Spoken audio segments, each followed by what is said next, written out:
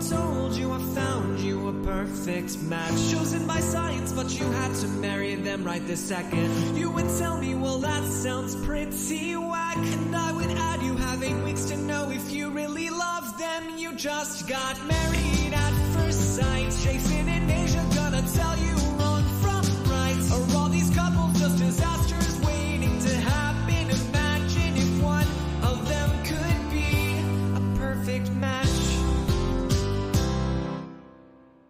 Hello and welcome to A Perfect Match, where we talk about this amazing show called Married at First Sight. Okay.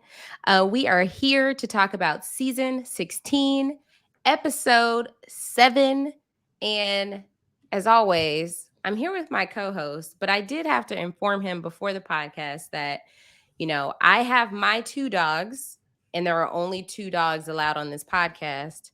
Therefore, he can't even think about getting a dog, at least while this season is going. Okay, like he can't think about, hey, maybe I want to get a dog and then I'm gonna have them in the background of the podcast. No, cannot fly. There is a restriction.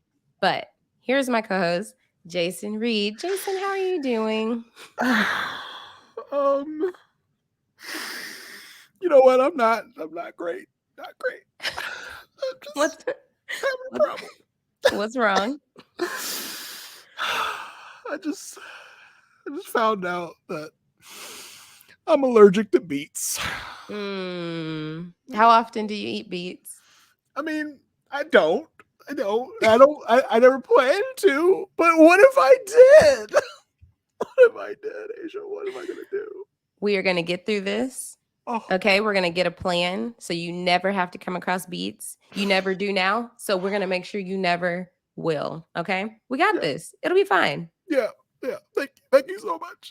You're such a great podcast partner. This proved it right so here, right now. Supportive. Yeah, this just makes me realize that this podcast is in great hands for years to come. It's forever. Okay, yeah, I'm over it. Okay, I'm good. Aysha, happy to be here with you. Despite my recent crying fit, and I did have a dog on the way here. Like you were going to adopt a dog, but now you're saying that I can't have a dog because it's a 2 dog max podcast. So I guess I'll just tell them to cancel it. Good. Maybe I'll send it to live with one of my family members in my other house. I don't know. Okay, perfect. Then it works out. Yeah, you're such a great co-host. Yeah, but I can never have a dog of my own on this podcast because you have 2. Exactly. Oh man, this is a good episode. I enjoyed it. There were moments. This was fun. There was a good bit of drama. So yeah, I think this is good. This is on the upswing of what we've gotten so far for this season, I think. Yeah, definitely. There have been episodes in the past where not their best. Yeah, but this one was, I would say this one was enjoyable, but I can't wait to talk about it. So before we get to that, definitely want to make sure y'all go out there and you subscribe to the Love at First Sight feed so you can get all of our podcasts about Married at First Sight. We have been covering this show since season 12. I think out on the podcast feed, it probably starts with season 13. But yeah, if you want to go back and watch old seasons, there is coverage there about Married at First Sight. But please go subscribe to our podcast, leave us a 5-star rating and a review. And if you hadn't already known, we are on YouTube. So make sure you go subscribe to the Rob Has a Podcast YouTube channel, and you could be watching us. If you're not watching us right now, hop over to YouTube if you want to watch us. You can continue listening. If you're driving, please keep listening to just the podcast. Don't pull up YouTube. We don't want to encourage, YouTube watching while you're driving. We don't want to encourage that, but if your life is your life. Yes. So we do want to shout out a couple of people who did give us 5-star ratings. So I'm going to shout out, let's see. We have, this is from 674-24678. Not a robot at all. Hoping that is not a phone number. Oh no. No, it's not enough numbers. Just to be a phone number without area code. So you're yeah. So the title is Enjoying the Ride. It says, it's nice to listen and see all of my thoughts of this ridiculous show justified. So I'm glad we can be like the little voice in your head that says, you're right. ridiculous. How dare you be so accurate in your review? The show is pretty ridiculous. Absolutely ridiculous. So the one I want to read is from Janisha BKA at Special Delivery. Hey, that's a nice title of your username there. That's very informative. It's titled A Perfect Match Indeed. It's been very enjoyable listening to this podcast for the last couple of seasons of MAFS. I appreciate that y'all take the time to really do a deep dive into episodes. Y'all are truly a great co-host duo. I like listening to Jason's smooth voice. LOL. I don't know why she LOL. It's not fun. That's just informative and factual. And Age's honesty and realness. Thank you for your efforts, and let's keep this same energy. Side note, I think y'all should have episodes where fans can come give their thoughts. Interesting. Ooh. Interesting. Maybe something to think about. We'll see. Maybe it's in the future. Who knows? That is interesting. Yeah. Thank you very much, Janisha. Great message, especially the part about my smooth voice. It makes me that I think it would be a great idea. This is kind of like a spinoff of that. So this idea would spark this idea of potentially, like how on other shows on RHAPup has a podcast, sometimes there's like shows where they take in voicemails, or over on post show recaps, there's feedback shows. We could do something to the effect of like giving your thoughts in like video form. Oh. And we, like a mid-season type of thing. Well, this isn't a brainstorming session. He just coming up with stuff on the fly in the middle of the live podcast. Okay, cool. Hey, seems like more of an off-air thing, but if you want to brainstorm and work it out, we can do that right here, right now. In the reason I said in this moment, right here, right now, on the podcast, to hold us to it, because I absolutely would forget that idea by the end of talking about this episode, and then it would be gone with the wind. Like many of our great ideas we've had, a lot of them have stuck, but a lot of them we are invested and we have ideas, and so we just have to, some stick and some don't. So maybe this will stick. Real deep thought process into how Aysha's thinking here. That's how my brain works. Yeah. Exactly. But yeah, I mean, where there is a place where we do hear people's thoughts, and that is on Facebook. We do have a Facebook group. It's called A Perfect Match Podcast. If you look that up on Facebook, you will find the group. We have a great time in there talking about the episodes and just getting each other's thoughts, updating each other on what's happening in MAFS world, and seeing which past MAFS contestants are pregnant and who has broken up. I swear it's a breakup post every single day. They're gonna run out of couples. Oh yeah, I mean, listen, I think the news broke after our last podcast, but Katina and Elijah are officially done again. Mm-hmm. So we repeat the cycle again. They've done another breakup post, so maybe this one will stick. Also, how could I forget? Miguel and Lindy from last season officially donezo. We've gotten the whole Instagram confirmation and everything, so they are officially done as well. Mm-hmm. So this takes us all the way back down to season 12 as our last successful couple in Brianna and Vincent. Who seem pretty solid. They just had a baby, so yeah, they're good. Yeah.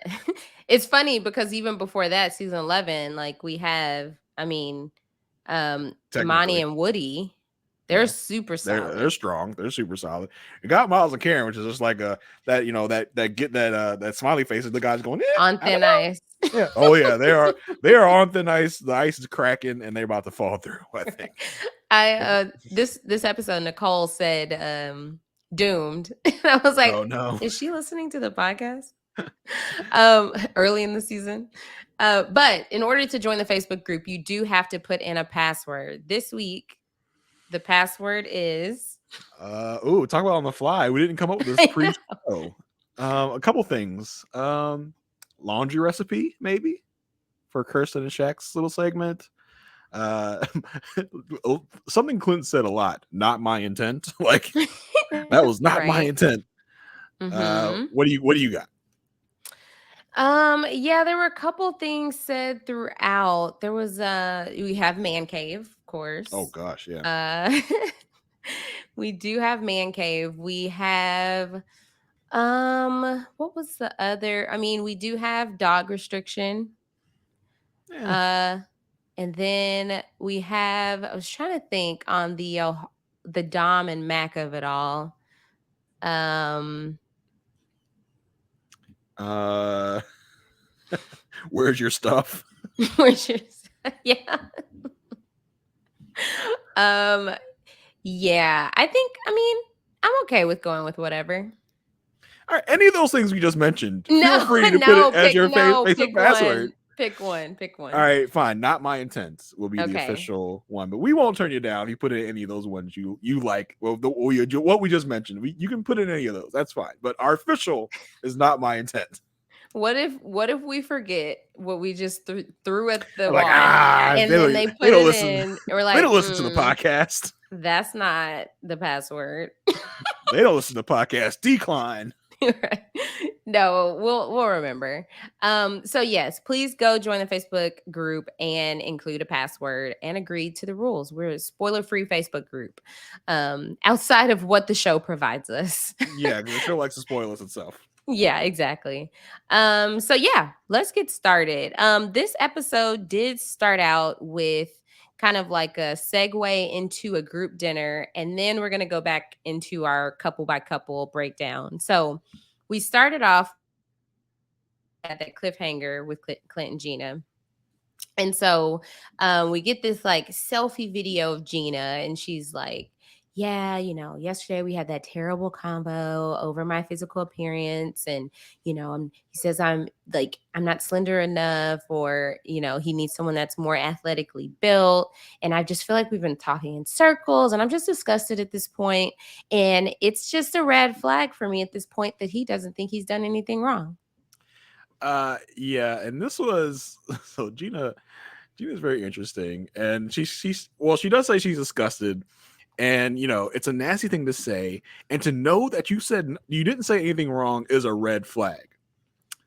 So I'm gonna say, Gina, have you seen a mirror lately to look at yourself and realize you did the same thing? No one's good. See, the problem is Clint's the only one trying to call her out on it. And so since no one else is, he can't get any support. Clint, she thinks Clint's in the wrong. So she's like, what you're saying, invalid. She called me a ginger. Everyone's like, yeah, big deal. When? Where's the receipts? Yeah. So we have heard thoughts about this at this point. They're kind of at a dead end. And then we see Clint meet up with Chris and Aerys on the beach. And apparently Clint has already been filling Chris in on it, because by the time Aerys sits down, Chris is like, tell him I'm just shocked. Yeah, just tell him, I can't. I've heard enough. I just can't. I was like, Chris, weren't you just like dogging Clint not long ago? Now you're all on Clint's side. It's like, what? Clint's like, okay, we went through a moment. Gina, she went after me. Like, I apologize, and I was just trying to give a reference point, but she said this was unforgivable. And he was like, and then she brought up the word ginger, and like, it's not a term of endearment. And Aerys, of all people, the wise sage of Aerys comes down and just offers some great wisdom. He's like, Clint, you do have to validate her concerns. Wow. Who are you? What have you done with Aerys? Who is this man? He's like, he said, like, in my mind, she's small, but maybe that's an insecurity for her. And listen, we know Aerys likes them thick, so he's like, nothing wrong with her. She's small to me. I like them thicker than that. Right. And then Clint's just like, well, all of a sudden I'm just being typecasted as not dating bigger women.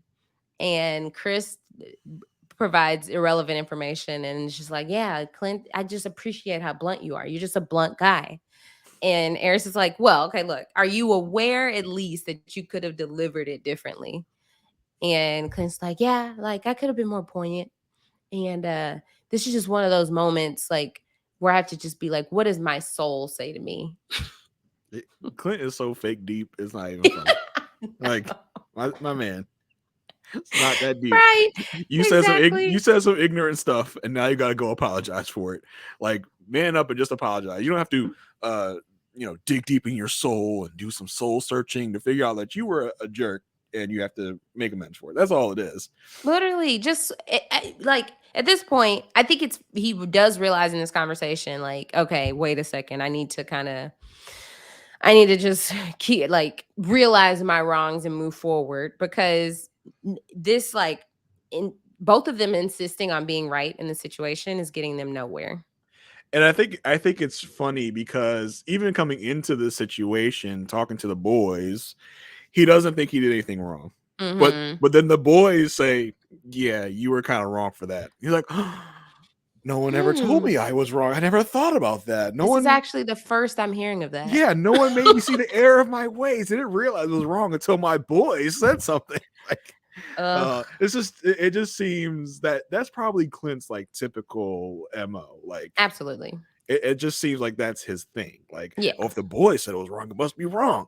Why did anybody correct me before? When, of course, he was corrected by Gina, but he didn't want to hear it when it was coming from her.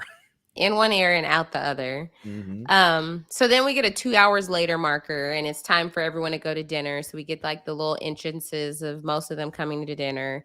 And we do get a confessional from Gina saying, okay, Clint apologized after, like, he hung out with the guys, and he was a lot more understanding than the last time we were together. So they all sit down. Clint's like, it's been an experience. Okay, I have something to say. Aerys is like, stand up. So he's like, okay, I am gonna stand up. I know, like, look, guys, I'm Front Street. I know I say some ridiculous comments, okay? Kirsten, she said, yeah, you came out strong and wrong. That's what I was thinking of for the Facebook password. Oh, that's a good one too. If you want to put that in, we won't decline it. Strong and wrong. And so he's like, I didn't mean to disparage anyone. It was just the wrong choice of words. And I was just trying to give context about where I've been in my past life. Nobody asked you. No one asked you to give context. No one asked you. No one said, Clint, just curious, what's the body type of the women you dated in the past? That would be the time where you could say what you preferred. And even then, you should, kind of couch it in a better way. But no one asked you to give context. No one asked you to tell us what kind of body type you prefer. You saw an opening to hit Gina back, and you did it. Yep. Out of nowhere. No one asked you. So you decided to just kind of ram it in there.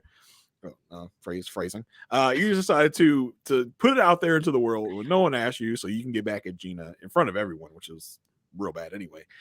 But yeah, this is bad. And it was funny on After Party. This is a really good after party. You didn't see the after party. The most notes I've ever taken from an after party. Yes, if you haven't seen After Party this week, you owe it to yourself to go see it. We're going to talk about the stuff we found out, but you owe it to yourself to watch it.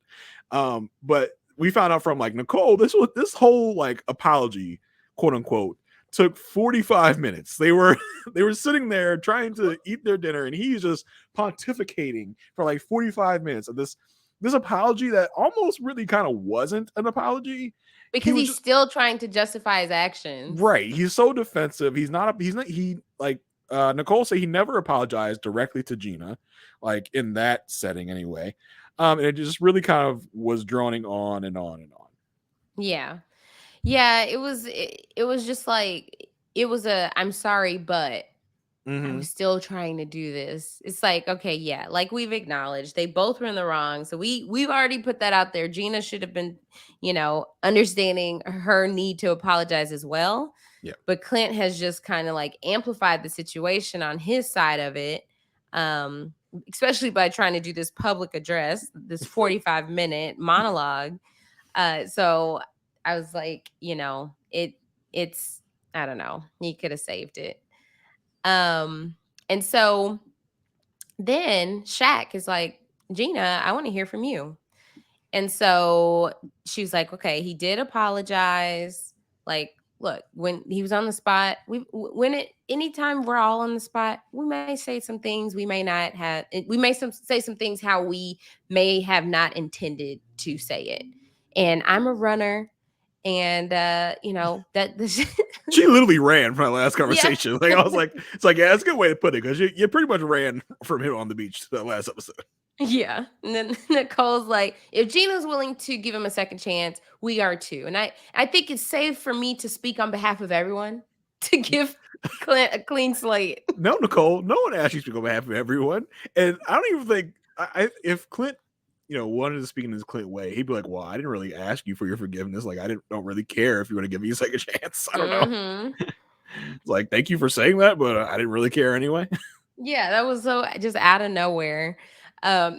Nicole speaking for the group. But yeah, I think if Clint really wanted to say how he really felt, we totally could have heard that from him.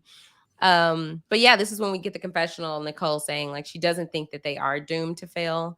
So that's kind of where they stand. And so Clint's just like, yeah, this was just a communication thing, and we're not going to be the only ones to go through stuff. Oh, we know. We are aware. Yeah. So then Gina does the one thing we keep saying stop doing on these shows is, hey, can everybody rate where they think they are? It's so transparent at this point. It's just like, before they rolled cameras, like, okay, so Gina, you're going to ask everyone to rate their relationship, and action. So guys, I was wondering, what would you guys all rate your relationships? Like, it's just so transparent that this is like a producer driven thing to just create drama, because the show has done so well in the past with the drama they get from these conversations.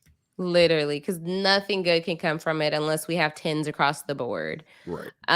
So Mac is like, yeah, we've hit a few speed bumps, and my sense of humor is not the best. It works with the guys, but it's not the best for a relationship, and there's just always room to grow. The guys are like, don't speak for us. You're like, we haven't laughed at you. Yeah, not once. So he does rate them a 7.5, and Dominique is like, I agree with that. I'll do a 7.5. Yeah, you're definitely in the power position when you are second to go in your couple. Like, fair. Yeah, exactly. Yeah, it's your duty to at least match or exceed the rating given to you by your significant other. Now, some people will not take that note in this segment. Yeah, but most people, I think, do. Yeah, guys, could have easily seen him giving them a 5 and her like, yeah. I would say totally. That too. A 3? Yep, totally. 1 right there. Yep. In her mind, she's like, it's more like a 2 for me, but okay, I'm gonna go ahead and agree with you on this, not to embarrass you in front of your friends. Exactly. She does say, thank God she had coached 12-year-olds last year. That does not sound like a 7.5. Wow. That was some shade. That was some premium. That was some premium shade. Coming from, how old is she? 25? 25, but she's an old soul. Remember that. I keep forgetting. So Chris says it's been better than expected. He's been blown away by her.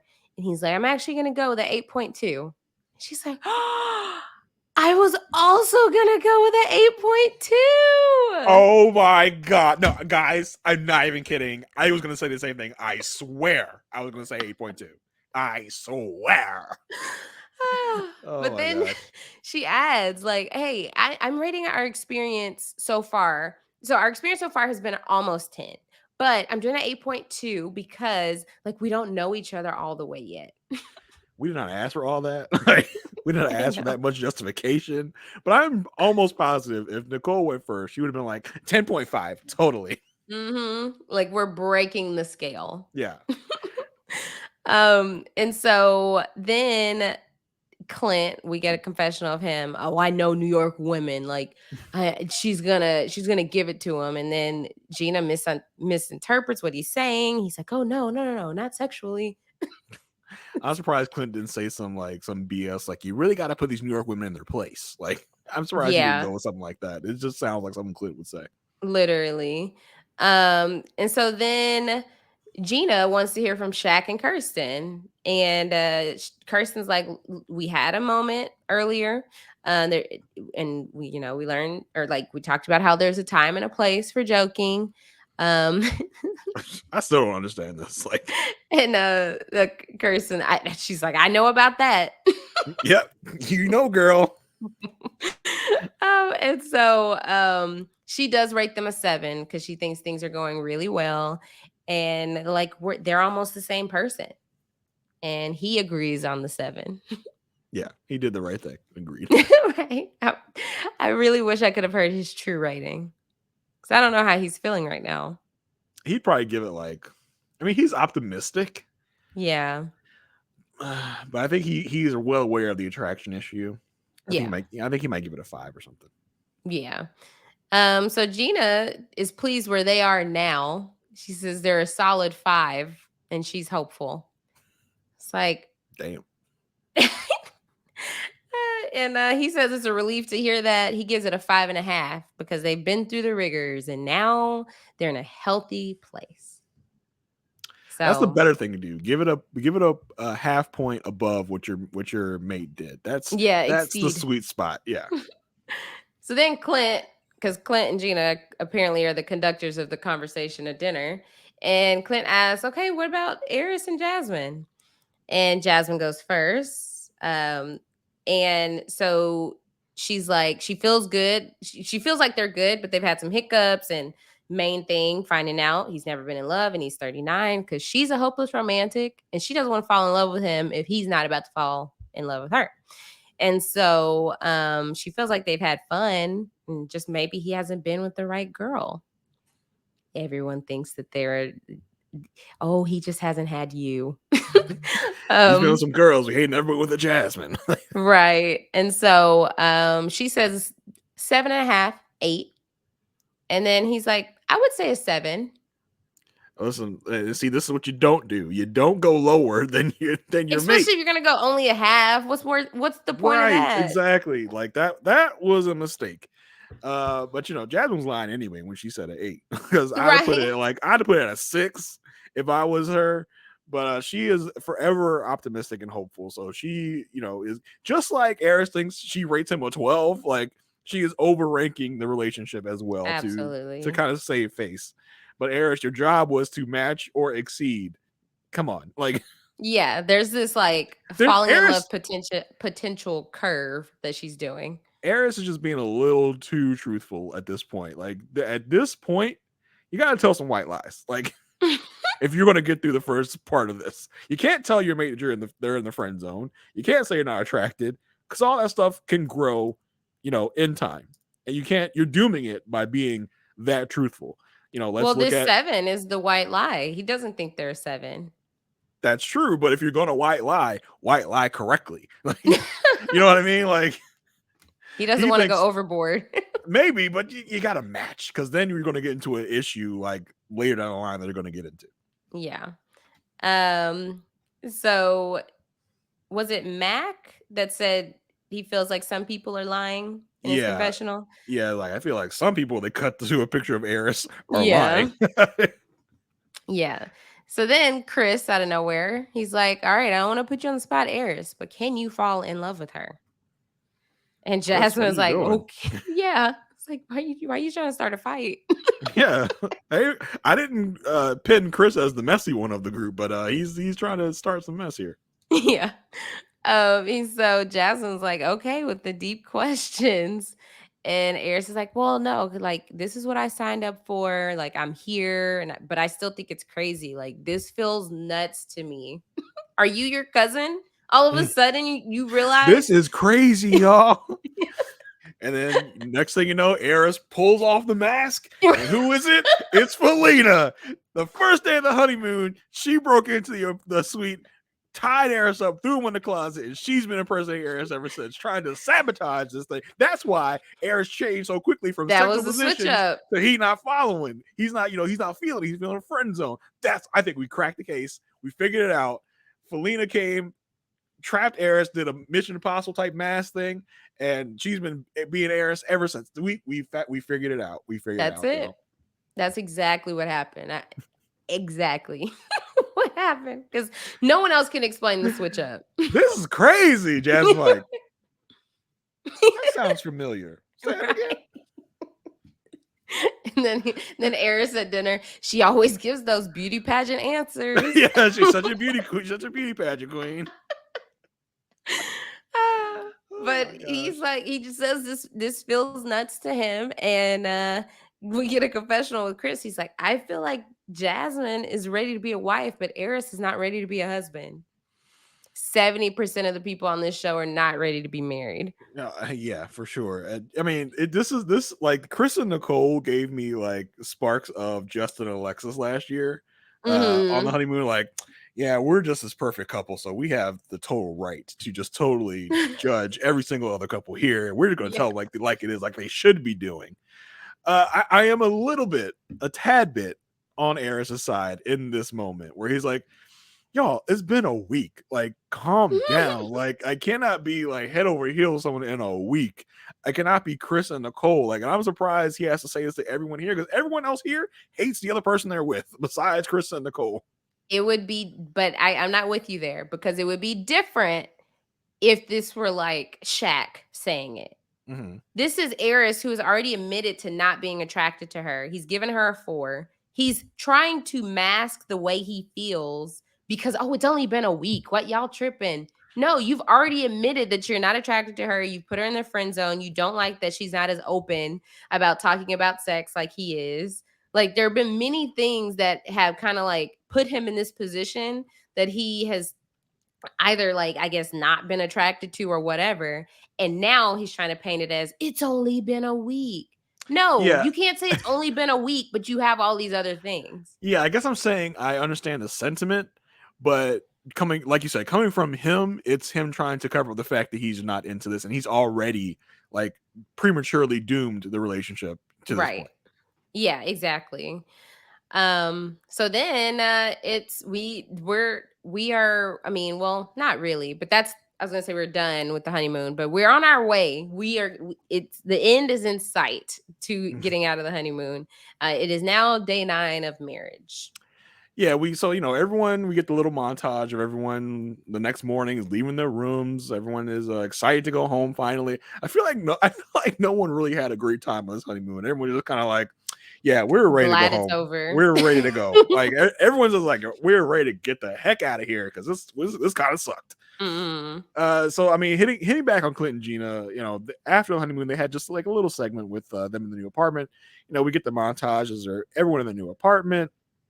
They both say they're happy to be back here, and Gina says, so much happened on the honeymoon, but I do think love can grow and that it will take work. Clint is talking about how he's so excited to have all his friends over for a Mexican fiesta. I was like, Clint, you keep proving how basic you are. I don't know. It's just like, sir, like, no. So he mentions to her, she's like, so where's Hank gonna hang out?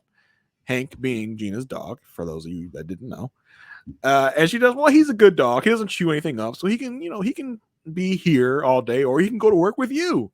Because he isn't allowed at the salon. At this moment, I was like, is Clint not like Hank? Does Clint have a problem with Hank? Right. That's the way he asked made me think that. So where's the dog gonna stay? Because he's not gonna stay here. Because I don't like that dog here. But on the contrary, he's like, I'm so excited to have a dog around. I never had the ability to take care of a dog. I've always been so busy, so I'm really happy to be here, and I'm looking forward to spending more time in the saddle with Gina. He's like, not the sex saddle, but the proverbial saddle. I was like, none of us thought you meant sex saddle. Like, no one here thought you meant that. What? But you have to go there. You not have one to go person. There. And so the only other thing we get from them is them getting ready for bed. Clint, says, look at my white teeth. She's like, oh yeah, those are real white. Yeah. They actually really seem to be getting along though, and just really kind of joking around with each other in these moments. Yeah. So they seem to be going somewhere, here. They seem to have really kind of gotten over the issue for the most part. I think it's one of those things. Well, I think at least for Gina, it's, I'm done with this, so the pressure is off. And so I can at least just I'm gonna grin and bear it. Yeah. I don't have to hate him. We can get along. But this is not about to be my husband for much longer. Yeah, I think probably you're right. They seem to have a little bit of chemistry in the moment. It like especially in that last moment where they're like in the bathroom together, they're like, you know, having these fun moments. She's like, time to turn on the lights. She like claps off lights, and he turns on the lights for her. She's like, oh, that worked really well. And she like does it again. They said they had good chemistry in that moment. But from the, you know, the next time ons and the little preview we got during the show, things are not going to go well, because in that little preview they showed during the commercial, but you know, we got the Pastor Calva this next week. And apparently finally on episode 8. Yeah. And apparently Gina is not moving into the apartment. So it's gonna be interesting. And that's where Cal goes, so is this it? Is this the last day? Are we getting divorced? What are we doing? Can you believe we might have 2 divorced couples by the second week? That's, you know what? Maybe that's why they went down to an hour and a half, because we are going to be covering 3 couples moving forward. Oh man, that would be something. That would be a first in the history of MAFS. That would be interesting. Yeah. Did you notice when Cleena? Hello, Cleena. Did you notice when Clint and Gina left their hotel room? They had all of that untouched fruit on their bed, still like wrapped up. No, I didn't. I was so mad because I was like, "Oh, that I bet you was so delicious." What a waste. Yeah, literally. When I went to Jamaica, all I ate was endless mango. Like I could not stop eating mango because it was so fresh. All the fruit was just amazing. How long was it before you started talking Jamaican? Hey, hello, the mango, man. On the flight over. The fruit of my homeland. No, it's wagwan. No, my cousin's husband. So he's my cousin. He's Jamaican. So I learned a lot through him. And when I went, I was just wagwan, man. Oh no, that's appropriation. But okay, whatever. No, that's I said it plenty there, and they were fine. It's a greeting. It's a greeting. It's just like if you were it's because it's patois technically, which is you're not it's like a language, but I guess is it an official language? Well, that's what it's called. It's patois. It's just like the Jamaican version of English. Because I was trying to compare it to, like, if you said hola to someone who speaks Spanish, you're speaking Spanish. True. So it's also what Chet Hanks speaks. Huh? It's also what Chet Hanks speaks. Oh my gosh! Now that is appropriation. Yeah, that's definitely appropriation. That's for sure is appropriation. Okay. Anyway, tangent over. Yeah. So we got to rate them. Yeah, Clint and Gina. Where are you at with them? Where were we last week? Were we both ones last week? We both were ones. Mm-hmm. And I think we have to consider the fact that she's not moving in. Mm-hmm. And I think even if Clint was all in, let's say he thinks that they made up from this, right? They think that he thinks coming out of Jamaica, things are great. Or like things are fine. We've moved forward. He definitely thinks that too. Yeah, I think he does. And I think Gina's like, absolutely not. That was it for me. You're a friend. It's a wrap. It's a wrap. Exactly. So I'm gonna maintain my 1. I was debating going up to a 2, but why? I think I'll go up to a 2. I don't know if I want to consider the previews canon necessarily because they are so heavily edited. Mm-hmm. Because I mean, by the end of the episode, she could decide to move into the apartment and give it a real try. So I don't want to like look too much into that. And like I said, they did seem to get along after the whole apology. Mm-hmm. So I will go up to a 2, but I am more than prepared to go back down to my 1 next week. And I kind of anticipate that's where I'm going to go next week. Yeah. But for now, I will bring it up to a 2 for now. Okay, perfect. Then let's go ahead and talk about Chris and Nicole. Of course, I have to be the one to talk about them, okay? Because there's a lot of explanation out there that needs to happen. We're gonna have to talk about why you think Chris was justified in his sobbing. I think we are going to devote the next hour of the podcast to the reason why Chris was crying. So after the dinner, I mean, I was so surprised how early in the episode we got to this. Mm-hmm. But Chris is crying on the balcony. And Nicole comes out. She's like, "Baby, what's wrong? Baby, what's going on? Oh my gosh!" He's like, "They told me I can't have the dogs at the place because of a dog restriction." and he is like crying harder than we have seen him cry. The man is sobbing, literally inconsolable. He's been crying for a while because his eyes are red, his face is puffy, and we get a confessional with clarification. He's like, his dogs cannot come to the apartment because there is a 2-dog limit, and Nicole has a dog.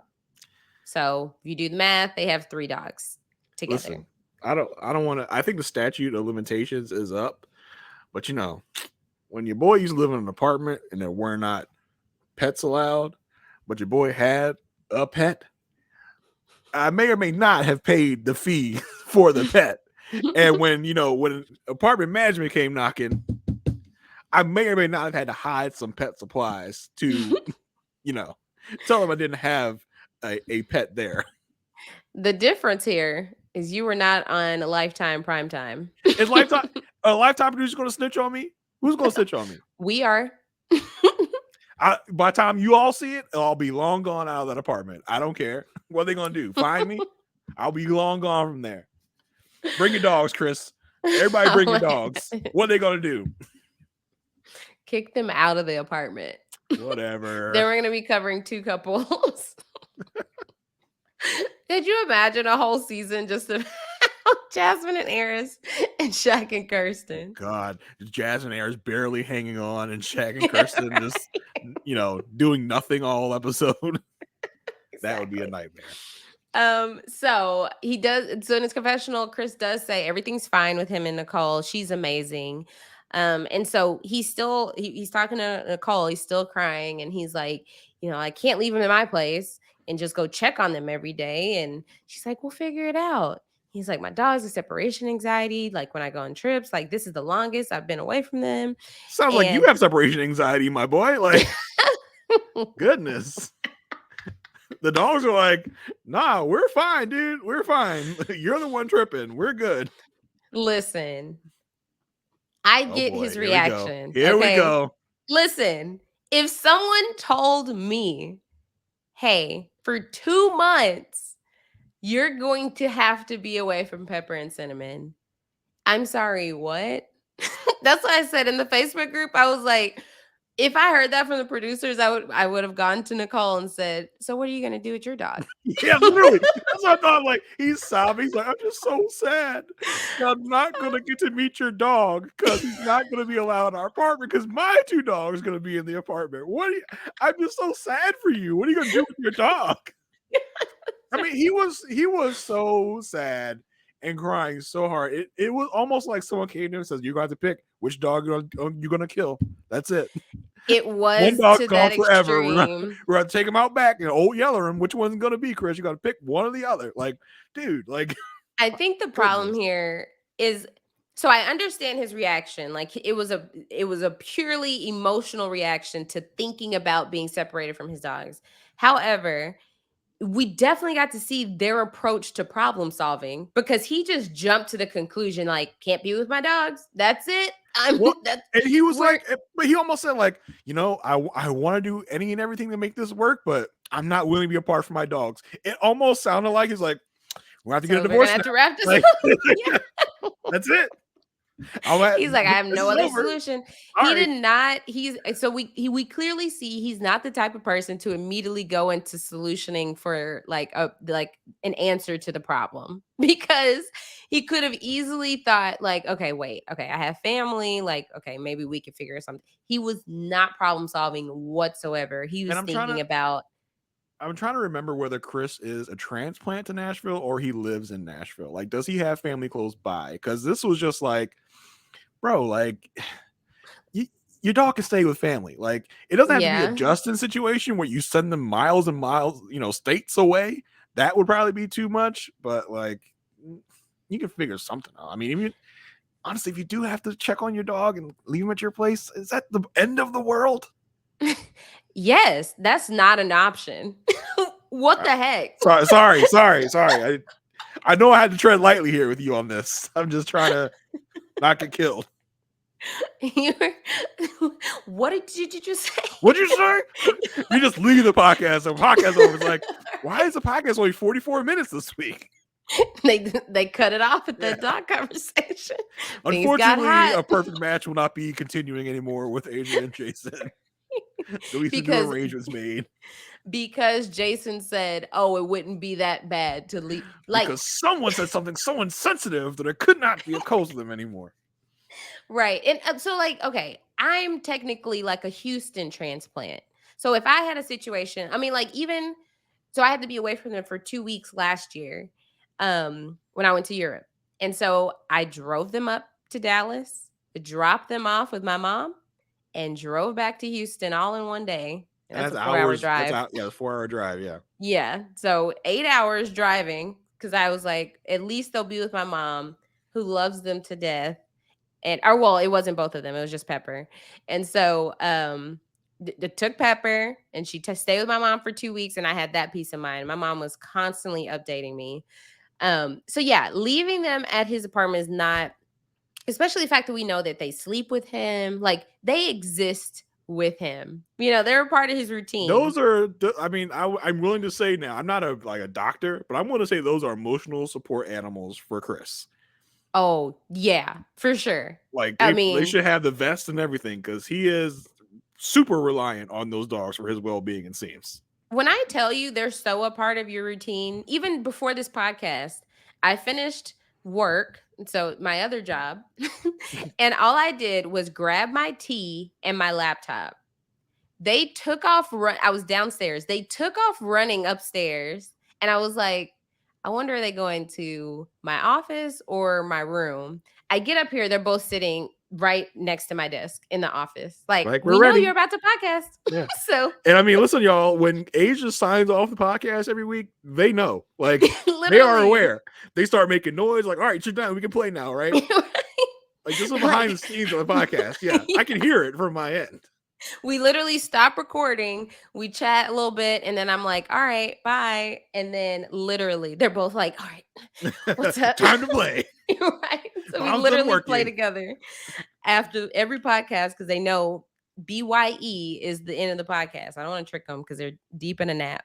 So I totally understand Chris's feelings, but I wouldn't have handled it the same way, because I'm more so, if there's a problem, let's solve it, you know? Instead of just break it down immediately. I'm a Dominique, right? Yeah. There's a problem, let's solve BS. It. I want results. But he literally, what I imagine for Chris, he was in that moment thinking, I literally am going to be at my apartment without my 2 babies, and just feeling that emotion of being separate. He was already there. He was already back in Nashville in his mind without them. So that was just the flood of emotions. And I'm so glad that Nicole came in focused and just like, hey, I'm going to fix this for us. She FaceTimes her dad. She's like, hey, if we need to, we can figure out some type of like swapping out dog situation. So we have to. She's like, so could you help me with Charlie? And her dad was like, well, what if Charlie just comes to Florida? And she's like, no, I can't be away from Charlie. And it's really important for Chris. He almost breaks down. Yeah. Like, wait a second. I don't know if I can do that. I don't know if that'll be the thing. She's like, wait a sec, that's too much. Yeah, that's too much. Oh, don't get me started on that. I'm trying to stay strong. Okay. Yeah. I'm trying to be the one that breaks down here, because this guy over here is breaking down real bad. You understand that? I'm surprised the dad took it so well. He's like, what is this guy's problem? Like, he's just like a New York, you know, as Clint would say, he's a New York guy. Like, surprised he wasn't so rough about it. This guy can't be without his dog for 2 months. Right. It's a dog. Right. That's it. It's an animal. What's the big deal? Like, Aysha thinks that I am. Yeah. You are an animal.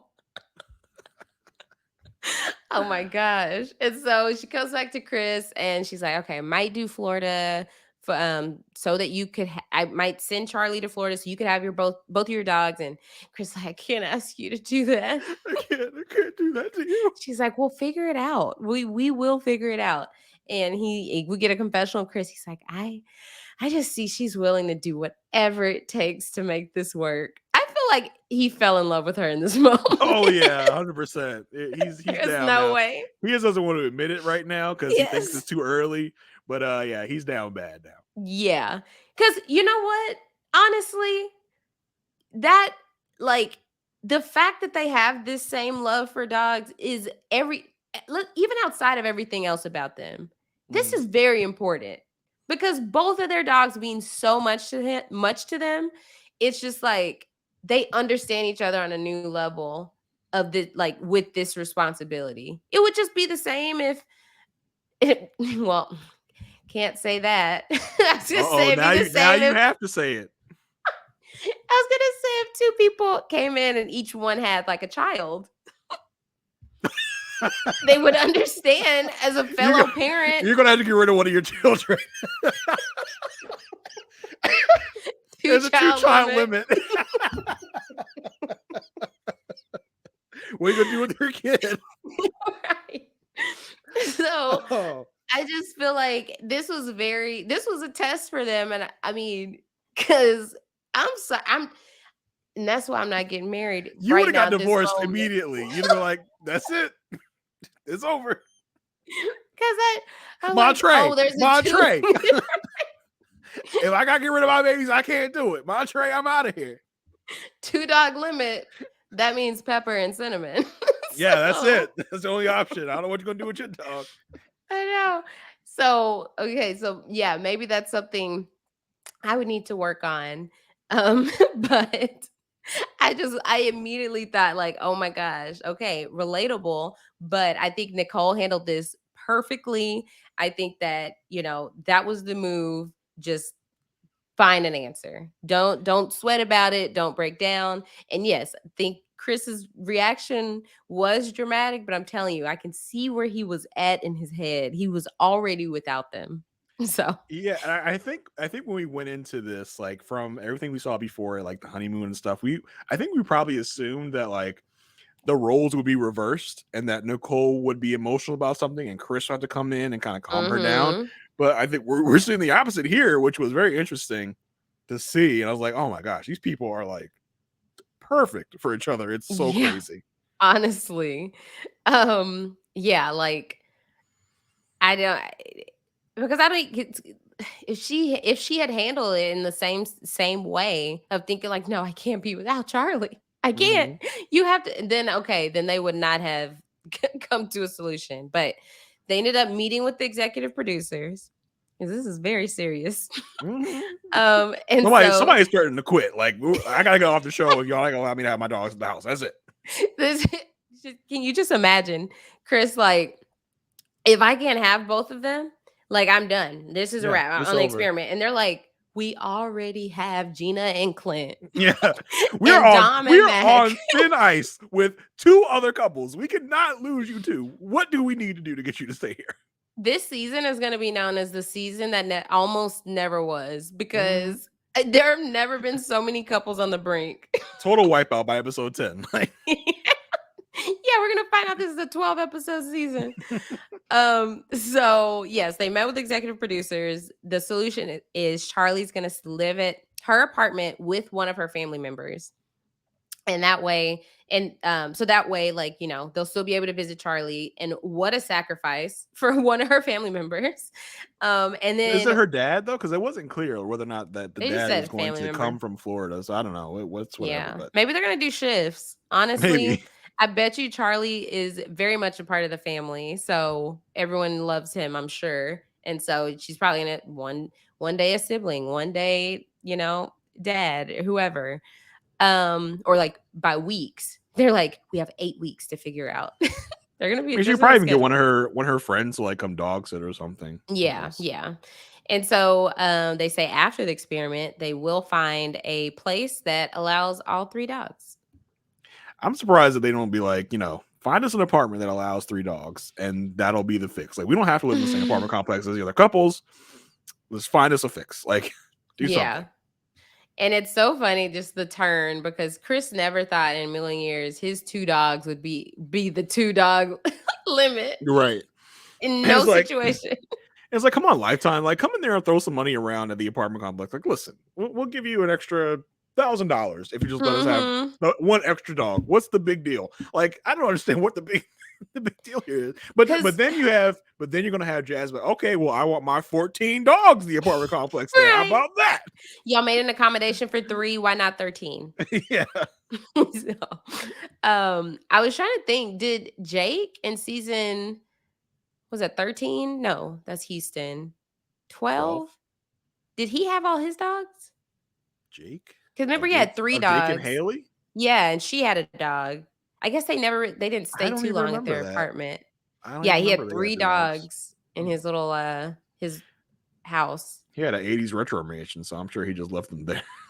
Because I do remember them in the apartment, like the dogs meeting, but I don't remember if they stayed there. It varies from city to city, apartment complex. Yeah.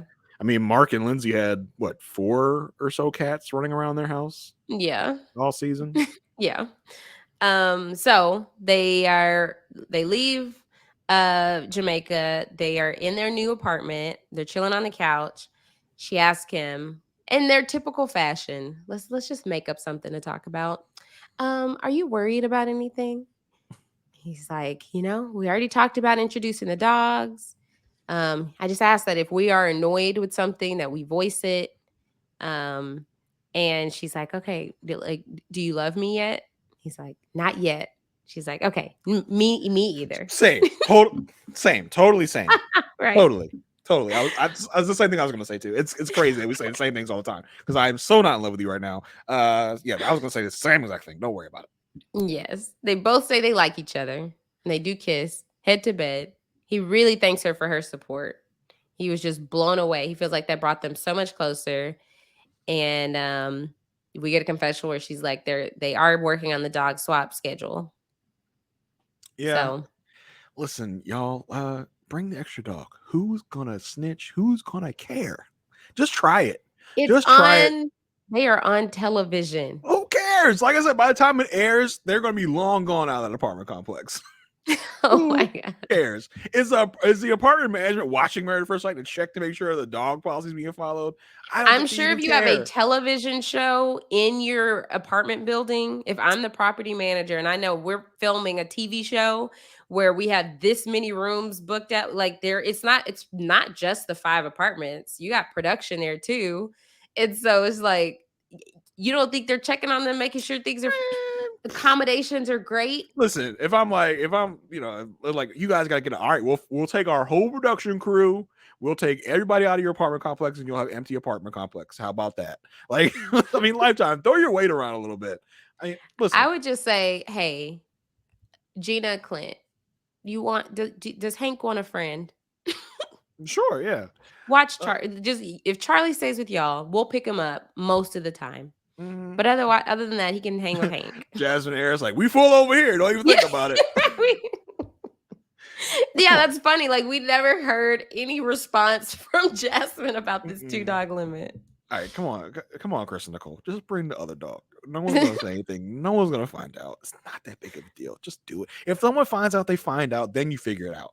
But just try it. Rebel. Whatever, man. Farm complexes are capitalists, trying to just make a buck. I'm not for that. Montre went to Jasmine and said, Jasmine, sorry, there is a 2-dog limit at the apartment. She said, okay. She gonna bring her 14 dogs anyway. Right. Bring her crates in there. Like, what? I thought we said 2 dogs. Oh, there's no dogs in here. No, don't listen to that. Don't worry about it. Just let me go. She's like, what does that have to do with me? Yeah, I don't know. And so, yeah, that was it for Nicole and Chris. They are thriving, to say the least. Oh, yes. Let's rate them. What are you thinking? I mean, listen, it's nothing else but a 5. Like, I don't see it going down anytime soon. They use their trick material on us, to make us think in the preseason that Chris was, breaking down over something with Nicole. That wasn't the case. So, like, at all. They use their dramatic material there. Which most of the dramatic material for this season, now I think about it, was honeymoon related. Because we're gonna meet 3 couples after next week. Yeah, I guess. So yeah, they're a sterling 5. I'm just waiting. That's why Couples Couch is coming back. Well, I'm waiting for the other shoe to drop. I'm just waiting. because something's got to happen at some point. Maybe this is a Jessica and Austin situation where they never have any problems. That's what I was about to say. And Anthony and Ashley Mm-hmm. situation where nothing happened. Bobby and Danielle, where nothing happened, and we just smooth sail. Could this be, with all the trash that's talked about the experts and the show, not being able to match people? Could this be one of our best matched couples in MAFS history? I thought you were gonna say the best, because in my opinion, the best is Imani and Woody. Yeah. Okay. Yes. I see But that. I'd say top 5. Yep. I mean, that's not saying that's much. not 5 out of 6. It's like, yeah, exactly. Top 3, maybe. Okay, top 3. Yeah, I could see them being a contender for top 3 for sure. We definitely have to see how it continues to play out, but they've had a very strong start. I feel like I'm talking about sports. They're one of the First top quarter speeds. has been solid. Yeah. We've seen in the Super Bowl that those things cannot last sometimes. Right. RIP Philadelphia Eagles. But do you yes, mean the Rihanna concert? Oh gosh. I assume you're a 5 as well for Chris and Nicole. I am a 5. They are very solid. I think it's gonna. Only thing at this point that would take me down is if they have an argument that they're not able to recover from. I think even if they have an argument, I feel like right now they have the tools to get out of it, or like to solution it. Yeah, I mean, if we compare this to Alexis and Justin, right? By the end of the honeymoon, we were like, oh my gosh, like they are just head over heels in love. But we don't believe it. Something bad's gonna happen. Because this is too good to be true for those two last season. But this, I think, this doesn't feel too good to be true. It feels right. good to be on. Like, what am I saying? Not too good to be true. It feels good, accurately. Okay. I couldn't even think of. I don't know. Are you okay over there? Do you smell toast? You have a pain in your left arm? Are you okay over there? I did just see Cinnamon sleeping on a carrot. Like her nose is perfectly positioned on the carrot, and I thought that was so adorable. I assume it's like a stuffed carrot, not an actual carrot. No, an actual carrot. They eat carrots. They just carry carrots around all the time. No, I brought a bunch up here so they could eat them. Oh, to distract them. Yes. Okay. Yes, both 5s. Yes. Sterling reputation. Let's move on to one of the jankiest couples on this season, and that's not saying a lot. I don't think we got a couple of janky ones. Aerys and Jasmine. So we're after the dinner. We're on the last morning before we leave. Aerys, is doing one of those diary cams where he's got the camera like up his nose. And he's like, these people don't know how to shoot themselves. Apparently, he says, "Yeah, I feel like I got my workout in. I did some reading before Jasmine got up, so I feel pretty good. I got my routine going." He says, "I do feel really guilty that I'm not feeling it as much as she is." He says, she's attractive, and I'm attracted to her, just not on the same level as she is with me. Here we go. I need him to stop thinking that she thinks he's Boris Kojo. Yeah, for real, because you was not, sir. He was not. I just feel so bad. She's so into me, and I'm not there. Like I feel like she's approaching this very optimistically, sir, and you are not. That's right. What it boils down to. And I also did think that he was avoiding her by going out, but yeah, I changed my mind about that. Yeah. So they're having breakfast. I'm sure he has critiqued her choice of bacon at some point. We just didn't see it this time.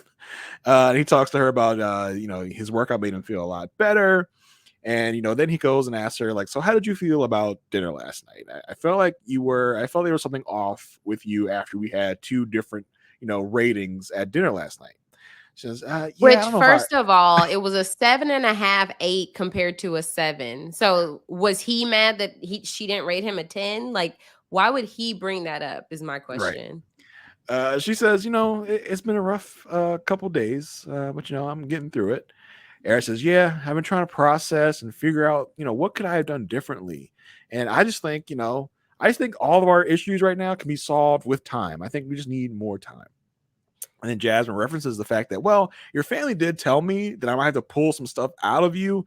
So, it was more me taking a step back. And, I know I can't expect you to feel the same way that I feel about you. So I'm trying to give you grace, and we're just kind of both on a different page right now. But she is kind of feeding into this a little bit. She's like, you know, I know we feel differently right now, as in like she feels a lot more for him than he does her. Yeah, I mean, it is that way. I mean, I feel like she's more optimistic about the marriage in general, but it's what I keep saying. She has admitted she falls in love with potential. If she looks at, okay, if we were to say, Jasmine, please explain to us about Aerys specifically right now in this moment. Tell us what about him that you're very excited about. She probably doesn't have much to say. I think there'd be a lot of coulds in that like explanation. Like, Literally, this could happen. He could be this. But what are you looking at? Look, what are you looking for right now? Like, what do you see in him right now that you think this could be a forever, you know, marriage with him? Like I said, I don't think she could give many things. Maybe he's funny. Maybe, who knows? But next in the conversation, Aerys does the unforgivable. No, yeah, this is unforgivable. He says, you know, I'm just kind of feeling more of a friend vibe. Bun, dun, dun. Not what you're supposed to do. He says, that's not necessarily a bad thing. You know, he says, you know, I know that if I got into an accident right now and I was in the hospital, you would be in the hospital right with me. You'd be there wiping my ass if I needed it too. Sir. That's too much. What are you? And notice he said what she could do for him, and he said nothing about what he would do for her. No, that's not how Aerys operates. And I just was like, how does this help? Like him saying this, like when he thought about me saying this, how does this benefit her at all to hear this? This isn't a compliment. This is only saying, oh, you're the homie. You would do whatever for me. He's kind of like, just hold out hope. Maybe one day I'll get there, but for now, you just keep doing stuff for me. You just keep loving me like you do. Maybe one day I'll feel the same about you. Well, who knows? Right. And you know, she said in confessional, she says, listen, I ain't trying to be nobody's friend. I'm trying to be a wife out here in these streets. And I did not want to hear the friend word from him. Warranted. Very warranted. Not trying to be nobody's friend. That's right. She did not do all of this. Get married at first sight to be. She's such a great friend. Which I do think friendship is so important in marriage. Like, yes. A lot of people, I'm not even watching the season of The Bachelor, but apparently Zach keeps saying, I'm looking for my best friend. Which, yeah, like, I'm sure you see your wife as your best friend. 100%. But it's wrong of him to put it like this to her in this moment.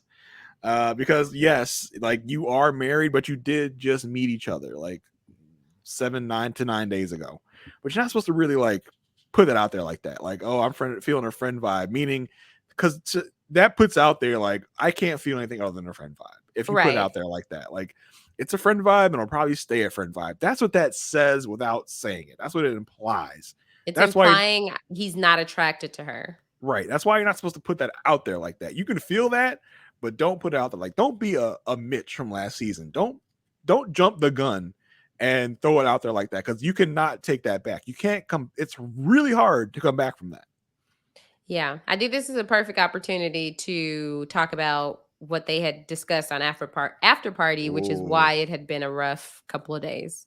Yes. So, like we said earlier, if you didn't watch After Party, this was a good one for some tea, because we find out from Jasmine that you know, once they got, I don't know if it was at the honeymoon or was it was at the honeymoon, because she was like, that's what she was referencing when she said it'd been a rough couple of days. Okay, yes. So they were kind of following each other on the socials, looking at their mutual friends that they had in common, and they were asking each other about who's that? Oh, why? How do you know that person? How do you know that person? And so she got to this one woman that they both are friends of, their mutual friend. Just, oh, how do you know her? And so then we find out that this woman that Jasmine knows is the woman that Aerys had been hooking up with, you know, the day before he found out he was matched to be married. So that lady that he talked about at the bachelor party that he had hooked up with before he found out, that is one of Jasmine's acquaintances, friends, we're not sure. So this was just a huge bombshell unleashed on the after party, and just makes me wonder, like, why was this not on the main show? The only thing I can think of is just wasn't filmed. Like, this was one of those, like, the production crew is gone, so hey, let's be on our phones. Mm-hmm. Yeah, we can't get a reenactment though. We can't get like Right. we can't get a grainy diary cam. Like, I just found out that Right. they Aerys is one of Aerys's acquaintances, who one of my friends he hooked up with. Like, we can't get that. Like, geez. I mean, I understand we want to save stuff for the after party to make it worthwhile to watch, but this is a big thing. This was a bomb that was dropped for sure. And the fact that he was already so vocal about the fact that he had that he was with someone 2 weeks before the marriage, the day before he found out. He's like, I was a single man. The fact that Nashville is that tight knit to where she knows her. This is the problem that Olajuwon thought he was going to have, a couple seasons ago. This, this happened to Aerys. So what Olajuwon was fearing, though, I might have been with somebody she knows. Yeah, this is what happened here. Yeah, literally. And so I'm just like, when you hear that, I mean, maybe Jasmine has a different mindset, but that's difficult to come back from. It didn't seem like she did on After Party the way she was talking about it. She was like, trifling. Yeah, basically. Yeah, because that's and Stasha was on there, or as Jasmine says, Stasia. And Rudy corrected her. She said, it is Stasha.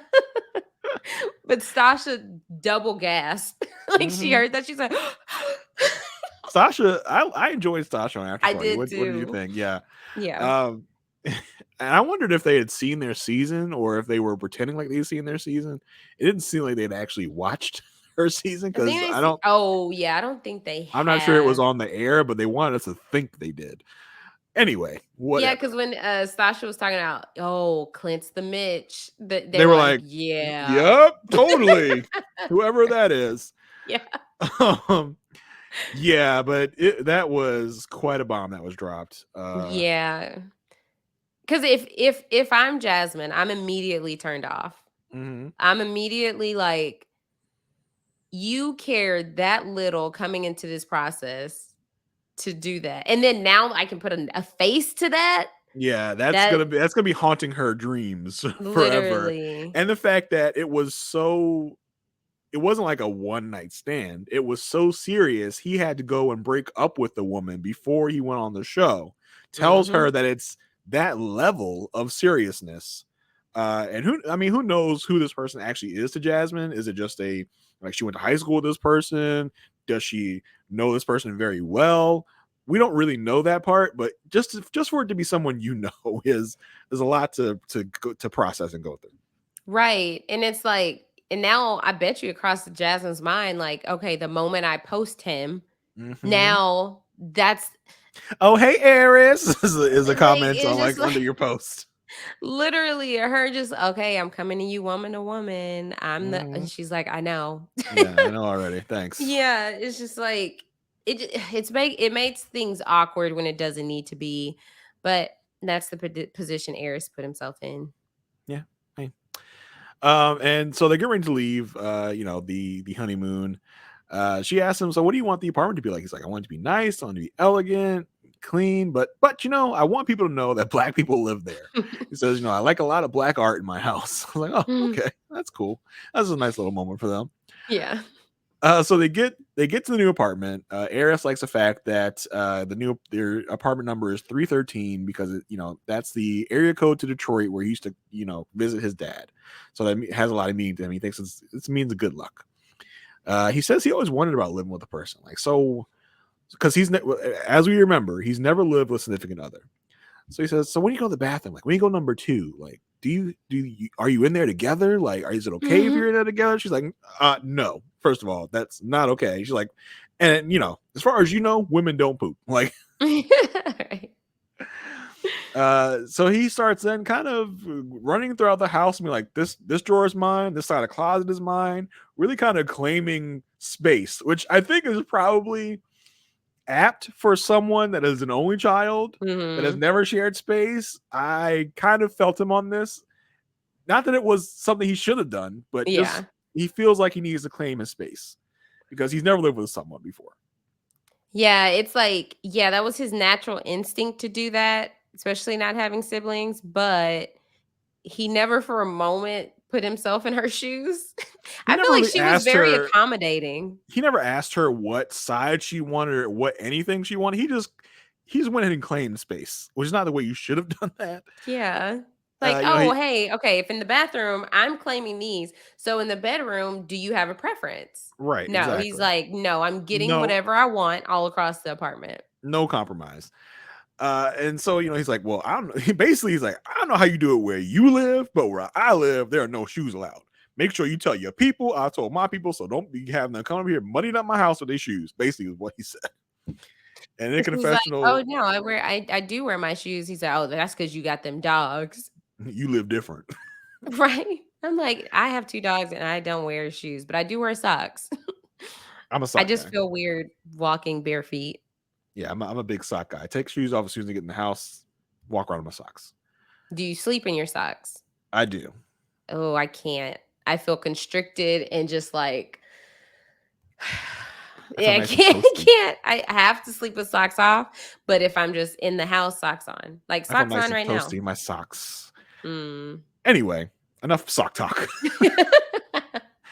In the confessional, we do hear Jasmine say, he's being pretty bossy and he's really peculiar about a lot of things, like what drawers he wants and different things like that. So I'm learning my husband's pretty bossy.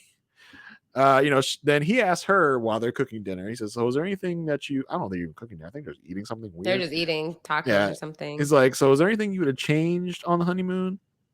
She says, no, not really. Mainly because I believe everything happens for a reason. And I hope that if something is bothering them, if something's bothering us, we can keep it out in the open and that'll make everything better. Aysha, are you listening to me? What are you doing? Sorry, were you saying something? I was just enjoying my food. Oh, ha, ha, ha. Yes, I mean, I do think he was joking for sure. I want to hope, but then I was like, this is Aerys we're talking about. And I saw him dancing and I was like, he ain't listening. I think he was just joking around. I think he like Mac may have a weird dry sense of humor. I don't know, because he does, like, he actually makes us laugh in his confessionals when he's talking about the other couples. But he's also dry. That is really? Dry while he's doing that. He's just like, he kind of just says it matter of factly. He doesn't like try to put a tone on it. He's just like, he's like, oh, they talking about they think they ugly. They call each other ugly, basically. I just feel like that's maybe like his type, his style of humor. I think she took it as a joke too because she kind of laughed it off. Unless she was like, Aerys, I'm gonna slap you. So then we get the you get the patented MAFS thing. This is the start of it, where they're taking each other to their houses. So he takes her to his house. In a confessional, he says, this process went pretty fast. I found out, 2 weeks before I was getting married. Didn't have time to fix stuff up. Hopefully she doesn't find a lot of surprises in there, like sex toys. Always gotta take it that route. Yep. We come in and it seems like he doesn't have a real living room. It seems like he has made his living room into a gym. Is that what you got from that? I thought that was more so like the den the area, way they maybe? were. Well, maybe even just an office because the doors were glass. So I've seen a lot of houses where the entryway, that area is like an office. Okay. And then his living room would be further back by like the kitchen. Gotcha. So yeah, it seems like he has made his office space into a gym, like a makeshift gym. He says, and for her, that proves that, he wasn't just saying he wanted to work out to get away from her. Whatever you got to tell yourself, Jasmine. Whatever you got to tell yourself. Yeah. So that's what I do agree, though. I was thinking like her that he was waking up early to work out, quote unquote, but just to get out of the room. But now that we see he has committed a whole room to a gym, I'm like, okay, actually, he does like working out. But maybe if he did like her more, he would have been like, okay, I'm not. Or you want to go work out together, or yes. As we've seen some couples do, they just bring their significant other to the gym, even if it's not working out. Like it was one of those things where like, okay, yeah, he loves working out, and he's like, well, let me just get back on my routine since I don't want to sleep in exactly and do that morning talk with her. Then he brings her to his man cave. And he says, this is where me and the boys, we come and talk about women. We watch football games. And he says, no women usually are allowed in this room. It's like, ugh. Do you have a man cave? I was supposed to make this basement my man cave where I'm doing it kind of turned to my podcast studio, and it's kind of a mess, and it just turned into like a catch-all for junk. Podcast studio / storage. Yeah, that's what it turned into. Like when we first moved in here, I was like, yep, this is gonna be my space where I put all my stuff that my wife doesn't want anywhere. And that was going to be the deal, but it just kind of turned into storage. And I feel like Aerys is the type of guy that, like, he talks crap about women with his boys there. Like, I can imagine the type of podcast that Aerys listens to. Yeah. Where they talk about women like that. Yeah, probably with the initials JB.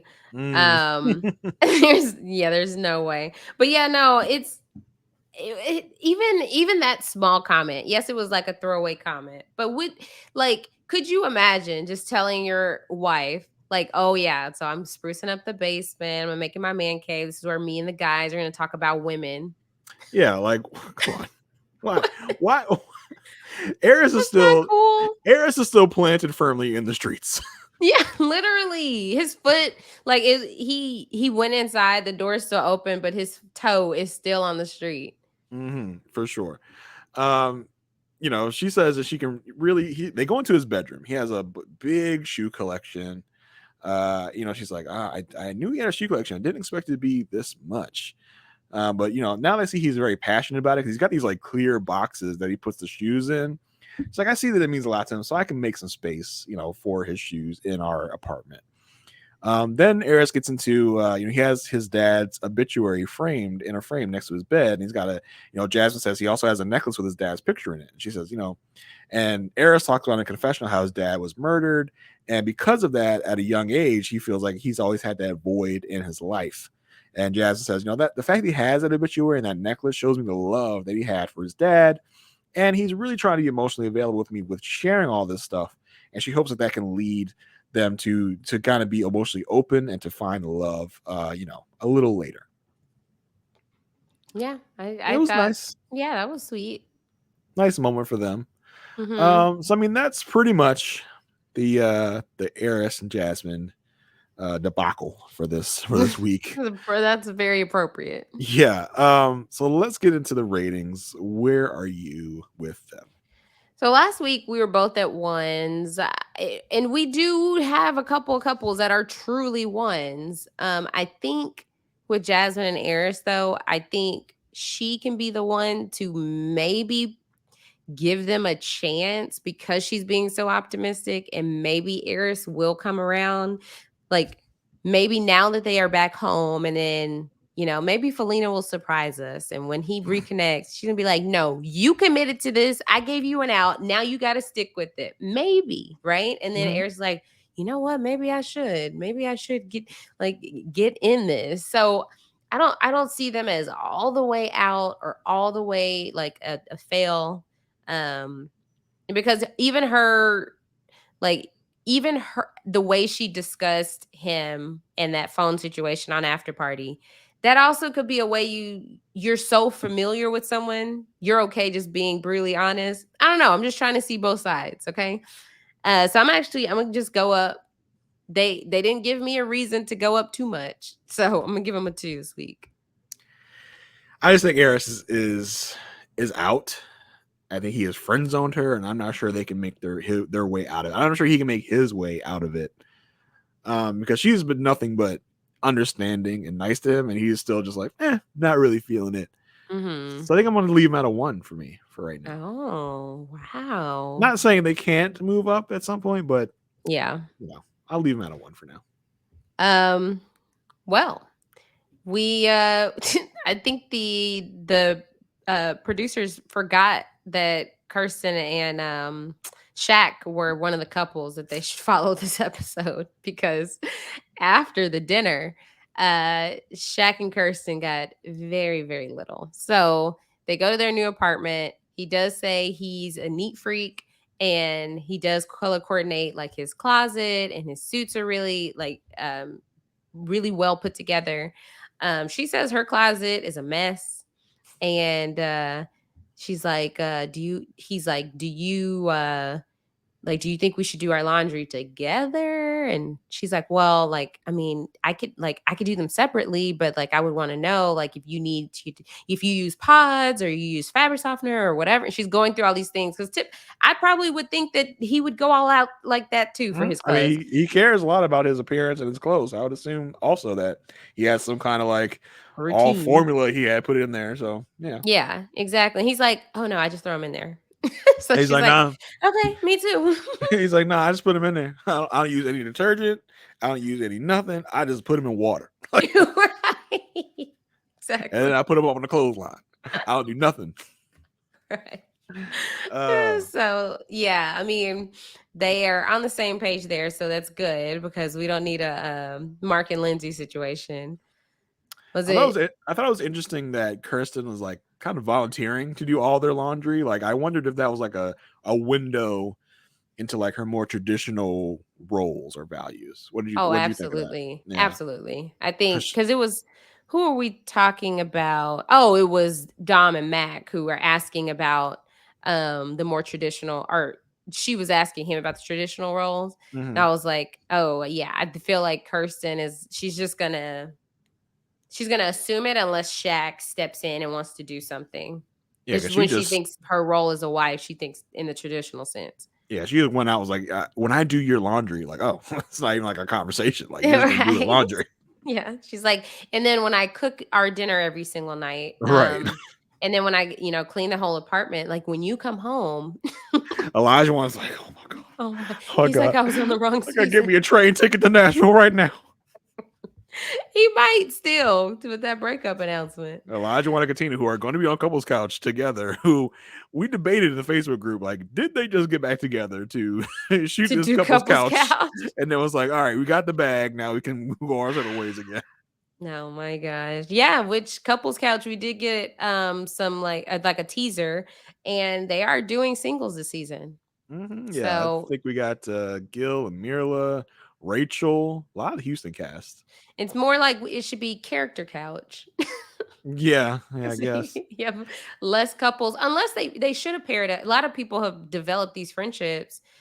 I mean, it's going to be Gil and Ryan, right? And maybe they should have paired Ryan's gonna guest on Gil's couch or something like that. Yeah, I should have asked Ryan about it when I saw him at the gym. See, just missed opportunities. How would I have known to say, are you doing Couples Couch? Yeah, I think a couple of podcasters are going to be there, even though the one guy, I think he was on After Party last season, who doesn't do a podcast about MAFS. I'm like, what are y'all doing? Like, we are the only podcast out there that talks about MAFS, as I've stated many times. It's like, I thought there was like a qualifier after that, but no. Period. We are the only podcast that talks about MAFS. So why wouldn't you have us on the Couples Couch? On the couples, I posited in the Facebook group that Asia should at least get a spot on the Couples Couch and do it with Pepper and Cinnamon. I think that is entertainment. That is A1 TV right there. They would watch. They watch. Yeah, we saw how Cinnamon felt about Aerys. Yeah, she's barking at Aerys the other week. Yeah, so I mean, he said, "I'm not watching any more episodes of Aerys is on it." I said, "Okay, that's Cinnamon, ratings. I hear ratings gold right there. Right? You got to at least get that done. Yeah. But let's see. Yeah, that they go to bed. He kisses her head. I thought, because she's talking in the confessional while this scene is going, how she's like, she knows that she has to make the moves and to make him feel wanted, and she really hopes they can grow from here. I was like, maybe this is the moment where we get a kiss, but no, it's just a Shaq forehead kiss again. Yeah, someone pointed out that this is the first season ever that there's been no intimacy on the honeymoon from any of the couples. I'm wondering, did it happen with anyone? We just haven't found out. On After Party, they did talk a little bit. Nicole spilled a little bit of tea that after the dinner, there was like dancing and stuff, and Dom and Mac like slipped away from the rest of the group, and she was wondering if maybe they had consummated their marriage. Because she was saying they were very handsy at dinner, very close, and everybody thought like, oh, wow. But they show bonus footage of like, see, this is what we're talking about. Where they weren't that just like close. talking. Yeah, I was like, okay, I'm not sure what you just showed matches what was just said, but all right. Yeah. So yeah, maybe that is a breadcrumb that we'll find out later that they did consummate during the honeymoon. Who knows? Maybe. Dom may have been so. I can't imagine Dom was just so disgusted that she decided to bed Mac. Who knows? No idea, but yeah, that's it. I kid you guys not. That's as long as we can stretch Kirsten and Shaq. That was it. Like I was like, that's it. Like I look at my notes, like they had one scene. Literally. So yeah, it's very hard to rate them. I will say if they were having negatives, they would have showed them. Maybe. Who knows? Because that's true. They didn't show that Aerys and Jasmine thing, so who knows what we're showing and what we're not seeing. Yeah. What did we rate them last week? Yeah, last week we were both at 3s. Yeah, I see no reason to move. Yeah, I'm maintaining my 3. Nothing shifted me either way this episode. I do need a little bit more focus. So I mean, we will find out if it was heavily edited with their sit down with Pastor Cal, if she's with her saying like there's no attraction there. Mm-hmm. It could easily be her saying, walking into this, I thought there's no attraction there. And now so I think she's still not feeling attraction. I think she'll be honest with it because she's been honest so far. I think that might be an actual like real thing, real clip. I don't know. We'll see. We shall see. So last and certainly not least, we had Dom and Mac. So the morning they're leaving, they're having breakfast, and he thanks her for really taking a leap with him, like really doing this with him. He says, I just want to thank you so much for that. And Dom says, after knowing you a bit, I'm really surprised that you actually even decided to do MAFS, because you keep kind of complaining about me making you do stuff and how you don't want to go out of your comfort zone. It feels like I have to push you all the time. So I'm surprised that you would do something this like adventurous or this crazy. Did you notice they had sausage on their plates instead of bacon? Blasphemy. Why not both? I think Aerys would be proud. He tells her, well, that's just kind of who I am. Like I want to be excited about stuff, and that's just kind of how I pump myself up. Like that's what me and my brothers would do all the time. She goes, well, listen, I'm not your brother. She said that so quick. Like, here, ask me my name. Hey, what's your name? Asia. Oh, like there was like not your brother. No. It's like, dang, girl. It was so like I had flashbacks of like my mother, like as if I said something, like correcting me in a kind of a way. It was like, well, I'm not your brother. Like, oh, okay. I felt like I'm not your friend. Like, yeah, I'm not your little friend. Yeah, exactly. McKinley. Yeah. And she says, I feel like there's no room for me to have moments if I'm so focused on making sure that you're having a good time because you're constantly complaining. I felt that. I did feel that. I was like, that makes sense. That right there made sense. Mac kind of turns around. He's like, oh, okay, we're going there. He says, well, I'll have to say, I do feel very critiqued by you since we've been here. And I've given you the benefit of the doubt. And, it hasn't really been returned on your end towards me. It's kind of been either your way or the highway. I was like, oh, Mac, the sassy Mac is starting to come out again. In confessional, Mac says, it's getting kind of awkward now. Like we just really tried to make this work, but it's getting a little awkward. I feel like it's getting awkward for him. I don't know if she would have felt the same vibe. Like I feel like she's I feel like she's trying to be so direct right now that I don't know if she'd come out like, oh, things are awkward. Yeah, and I think him coming at her like that kind of backed her down because she's like, well, I do understand, and I do see that you are committed. And she says, dating in Nashville has kind of made me hard on the inside. And, I don't want you to feel attacked, but it is going to take time for me. And, for me, attitude is a big basis for physical and sexual attraction. So I think that's what the issue is right now. I was like, okay, interesting. I see that because I'm like, if I don't even attitude is huge. Like no one wants a Debbie Downer, and that's how he's been. How he's been with these activities. Because for her, it's very, very exciting. Yes. And for him, he's like, oh, okay. Well, no. I'll go if you make me. I want to go all the way out there. I don't really want to. It's like, dang. I'll do it if you want me to. Right. It's just like, okay. It literally, I think that's what it is. He's being a Debbie Downer, but he thinks, well, that's how I actually feel.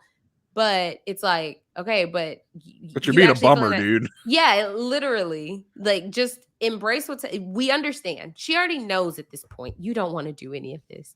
That doesn't have to continue to be reiterated with every activity. And his thing is, he thinks that this is a good thing he's doing. He thinks that he is complimenting her by saying, "I'm so happy that you're pushing me out of my comfort zone." But he is like, and again, we've said it before, it's his delivery. It's like, but it comes across as you whining and complaining that you're being made to do something you don't want to do. When in his mind, he's like, "No, I'm just trying to say, like, I'm glad that you're pushing me out of my comfort zone." But it's not coming across as that, Mag. It's coming across as you being like, "I don't want to do it, but I'll do it if you want me to do it." And that really, like, that does bum someone out when you're constantly around that. Right. Like, yeah, like you said, yeah, he thinks it's a compliment. And for him to say, like, he really thinks it's coming off positively to say, I would not be doing this, but I'm doing it because of you. It's like, It makes you feel if that, bad. yeah, exactly. I'm like, okay, well, you're doing something you don't enjoy. Like, And I know you can, I'd hate to think you're doing something that you don't want to do because I right. want you to do it.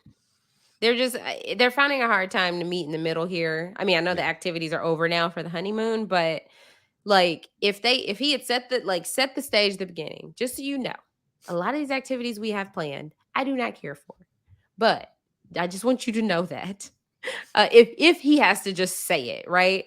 Yeah, but you don't need to say it. You don't You have to say don't. it. Exactly. And I think one thing maybe that would have made the experience fun is if he did it, right? Then they come back to their honeymoon's over, go back to Nashville. Just so you know, I did not initially was not open to doing any of that stuff, but I'm so glad I did because I enjoyed doing it with you. Yeah, did someone tell him to do that? Someone told him to do that after party. It might have been Aerys that told him to do that, or just To was do it saying, after the fact. yeah, or did they tell Dom that she would have I think it something? was Dom said she would have preferred him to say after. Yeah, I mean, I maybe know we something like talked that. about it on here too. Yeah, for sure. So yeah, that was that was them. They talk about going back home. She asked him what his priorities for being in the house is. He's just like, just kind of cleanliness and organization. In a confessional, she says, she's really excited to go back home and maybe things will be better when Mac is back in his, in his normal bubble. And we have more space. Basically, I think she's at this point like, I can't wait to get away from him. Right. I can't wait to not be near him 24/7. I was like, I like how she tried to spin that on him. Like, just want him to be more comfortable. I'm like, girl, you want more options for people to hang out with because you've been isolated with him. I want to get the heck away from him for a minute because he is really stressing me out. Yeah, because is she really I know we can kind of see like Nicole and Jasmine and Kirsten developing friendships. Is she clicking with the other women? I don't think so. And I think it may even stem from, because I mean, they haven't hung out a lot we've had a couple of the women hangouts. Less than I would say most seasons, we haven't seen them hang out a lot. And the last impression that the girls got from Dom was from the stripper party, which was not from the bachelorette party, I should say, which was not a good impression that was left for them. So maybe that's the issue here. That they don't feel like they're clicking. I, for the most part right now, don't feel like a lot of the women are clicking.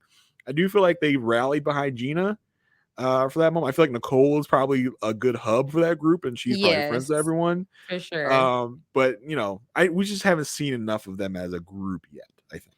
Yeah, I'm thinking of we always have these solid women friendships, and I'm thinking of it's usually the black women. But even last season it was why am I blanking? Alexis and Kristen really connected. Yes, that's true. Alexis and Sasha were really cool, but usually Alexis it's like a Katina really and a clicked. Jasmina that click, a Mika and a Taylor on season 10. It's usually that. Who did Brianna have season 12?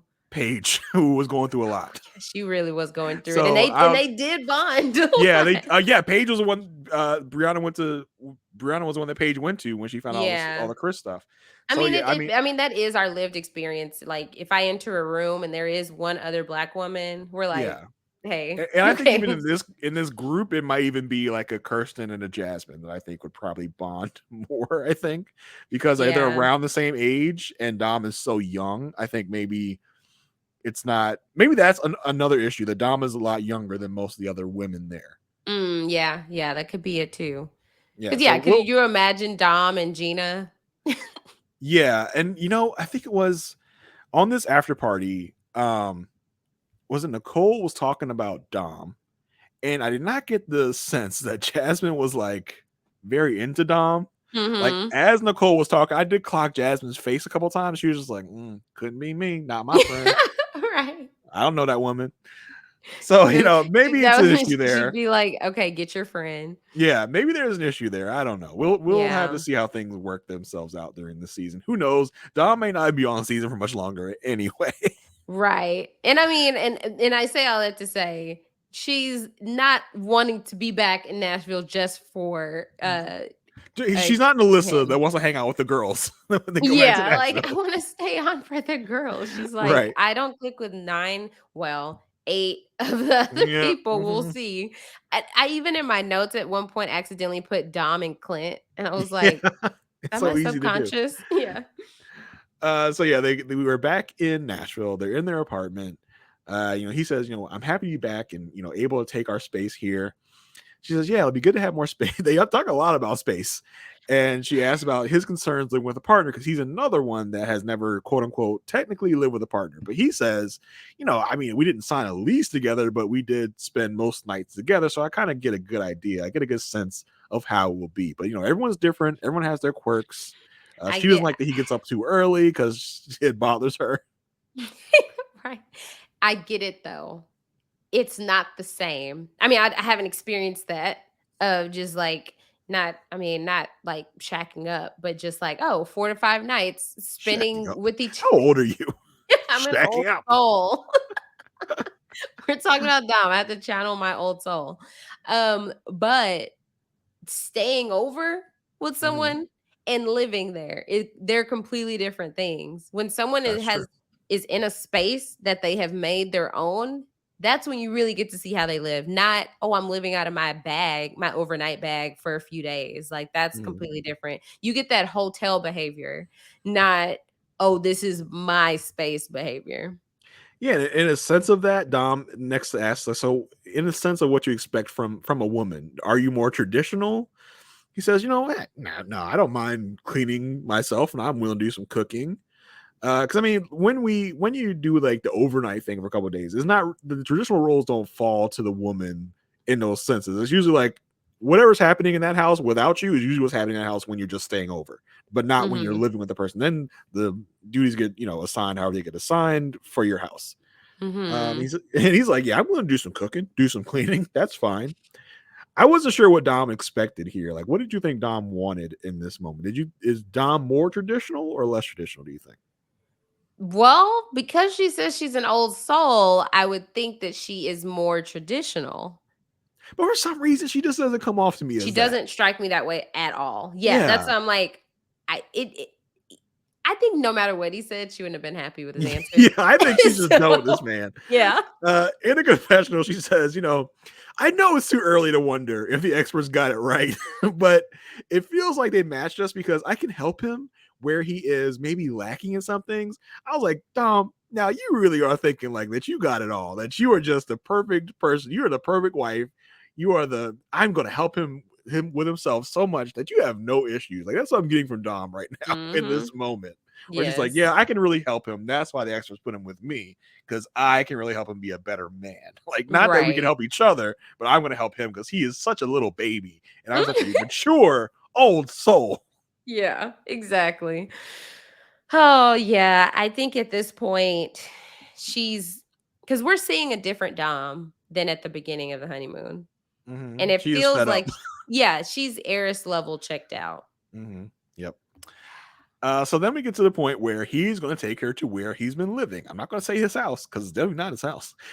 He takes her to where he has been living. He says, I haven't been there long, so I don't have a lot of stuff. He keeps telling us that and telling her that. Yes. In a confessional, she says, he hasn't been there long, I know, but it still feels weird. And it feels like he isn't planning on staying in Nashville for a long time. And that really doesn't give her a feeling of security that he's not putting down roots in Nashville, which makes sense to me. Yes. In confessional, he tells us, I've been there 5 months, and I really moved here for love. And I started living in my friend's parents' basement. I said, you moved here for love. Did you move here for the show? Married at first sight. Did you just move here for the show? Mac. You can't pay me, or what is it? Pay me. Yes. I don't know. You to believe. This is what I'm trying to say. You cannot pay me to believe he's in California and he's thinking, I really want to find the love of my life. I want to find my perfect match. Hey. And move to Nashville in my friend's basement. Oh, is that a billboard for Married at First Sight? The well-known billboards. Right. Married at First Sight. And it's like, he was in California. Did he apply for San Diego? And they're like, you just missed the cut. We are going to Nashville. And he's like, Nashville? I got friends in Nashville. I could be in Nashville. I could be there. That's probably exactly what happened. So, who knows? I mean, it's just not adding up. Yeah, something's not adding up because his situation what is he, 33? His situation down there in that basement seems like, okay, hey, I'm in town for a week or two. It's kind of giving serial killer. I got to be honest. Like, you've been running from town to town, killing people, so you don't have time to put down roots. You have no identity at all. This is the season of consistently referencing serial killers. So yes. So he talks about, hey, when he moved to Nashville, he didn't want to jump the gun. He's lived in places that he's hated before, so he didn't want to move too fast. He really wanted to avoid that this time. And since he knew he was going to do this process, he wanted to have a fresh start with he and his wife. Now, I get that as well.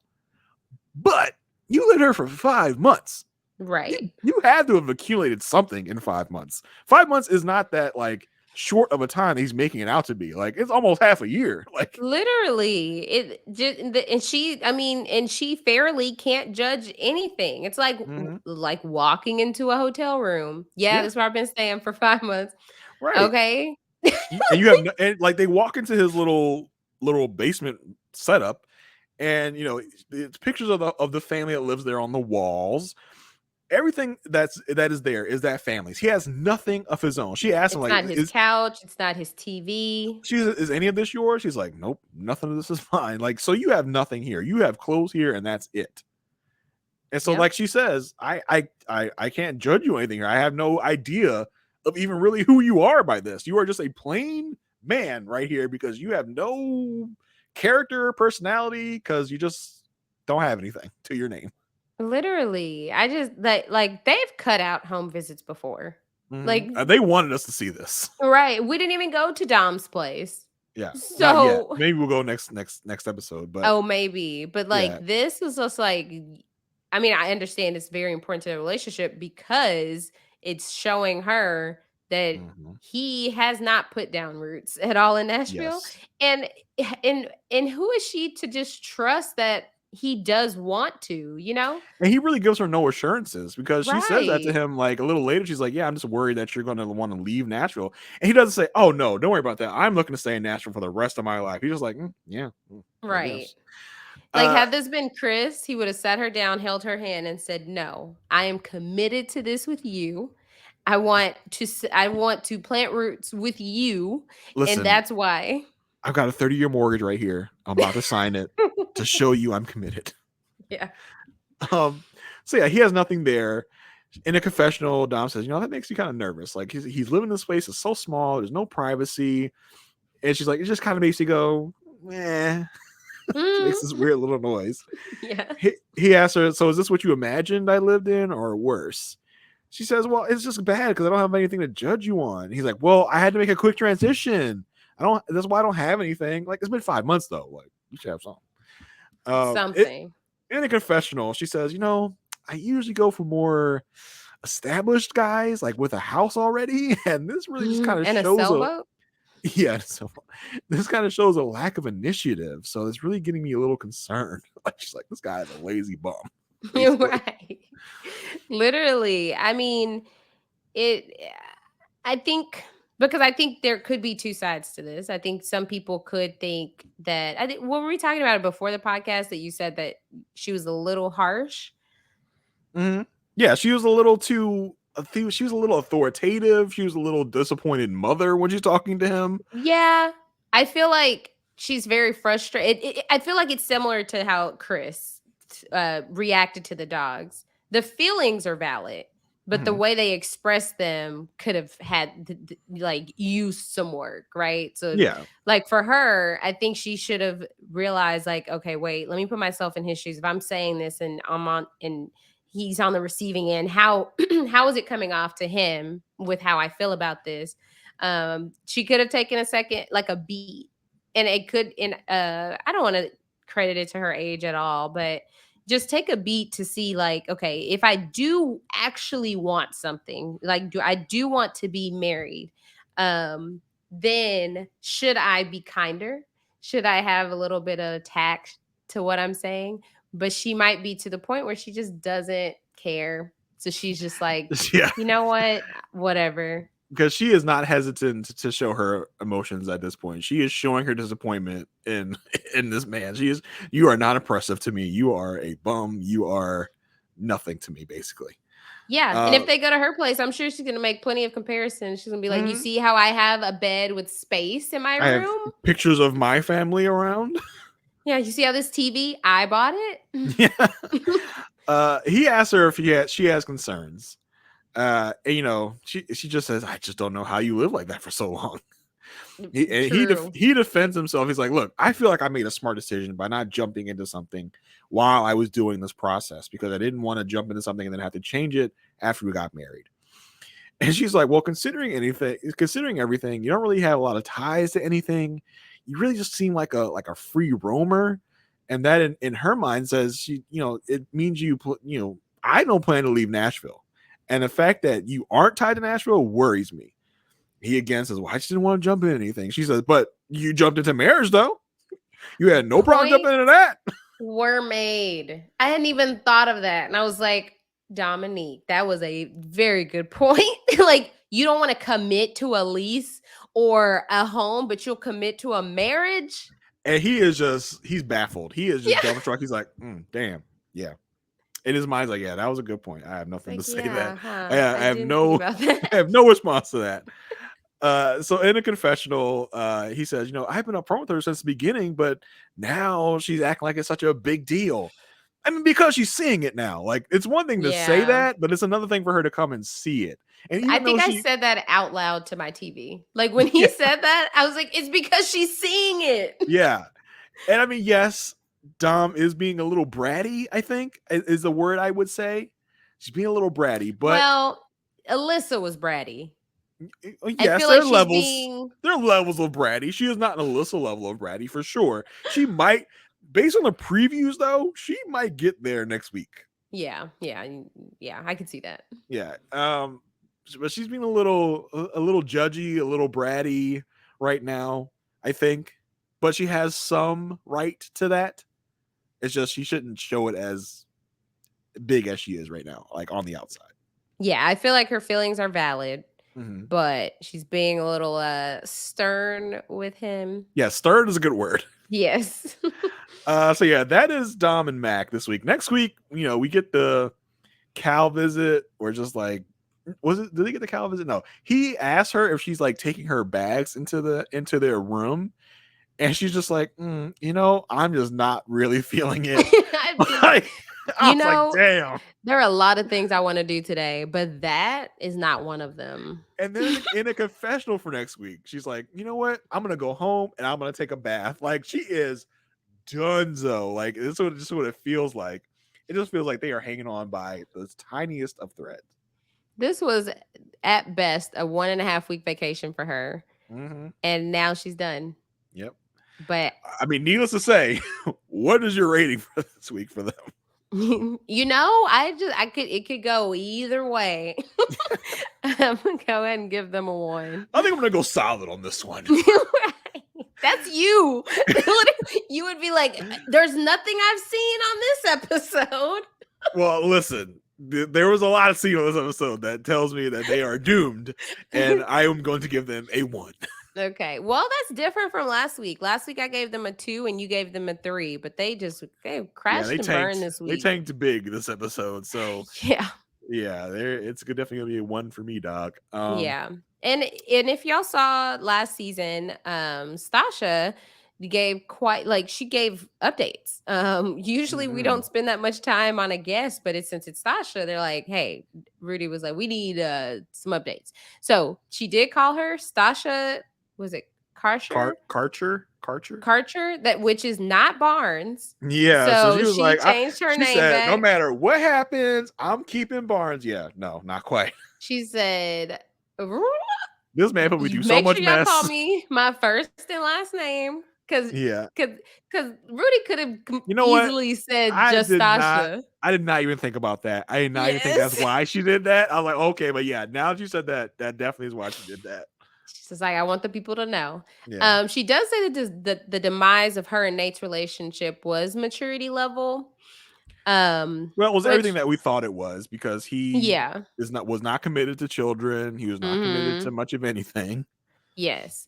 He was still so he was avoiding the kid conversation. She said her DMs are full, but they are full of nothing. Nothing she wants. Like nothing of substance. Yeah.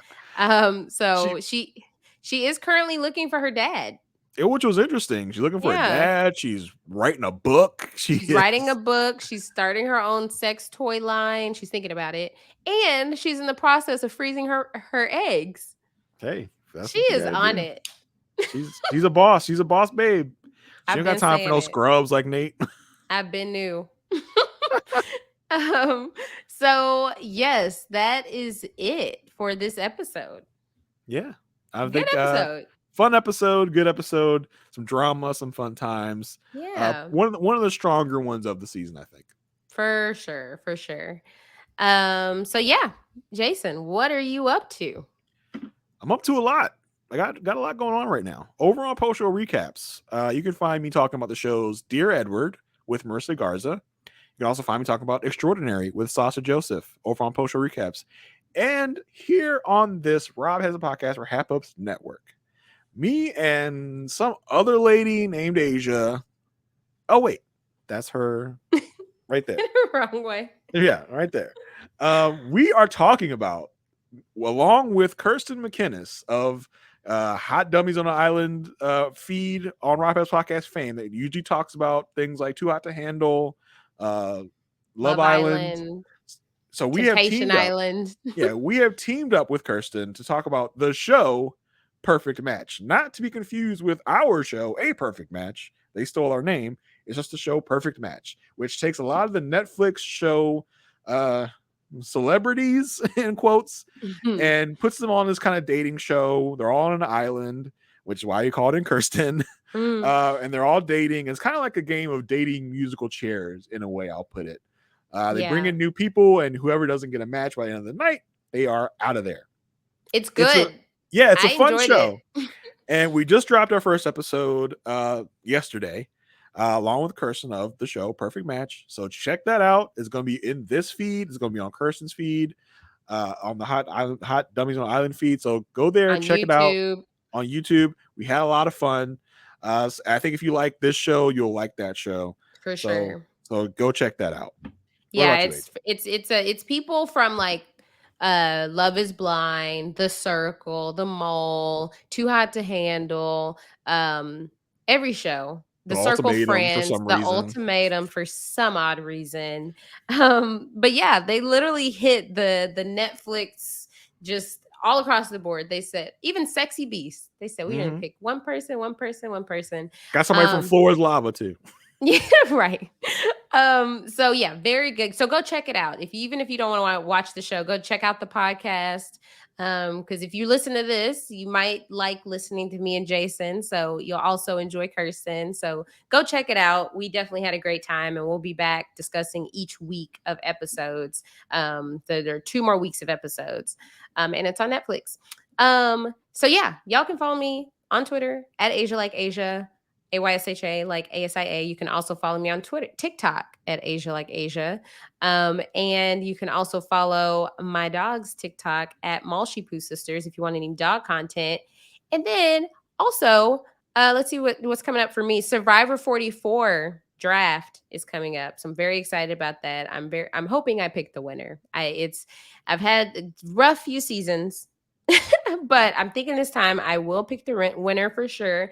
So that's coming up on February 27th at 8 p.m. Eastern. It's going to be on the Rob Has a Podcast YouTube channel, and it'll be wherever you listen to Rob Has a Podcast content with the in your podcast feeds. And I think that's it for now. So yes, thank y'all so much for sticking with us. We will be back next week to talk about episode 8. Don't forget to go subscribe to the Love at First Sight feed and rate us and review. And then also make sure you join the Facebook page where the password this week is it wasn't not my intent. Yeah, not my intent, but we have so many other ones. You can put any one of them in there. Strong and wrong. Yeah, strong and wrong. You can do that. So yeah, come and join the fun. It's really our Facebook group is really turning into a great community where we really talk about the show a lot. So come and join us, have some fun. Yeah. Come join the 500 plus people who are in there talking about this lovely show that we all love to hate or hate to love, whichever one. All right. Thank y'all so much for sticking with us. We'll be back next week. Bye.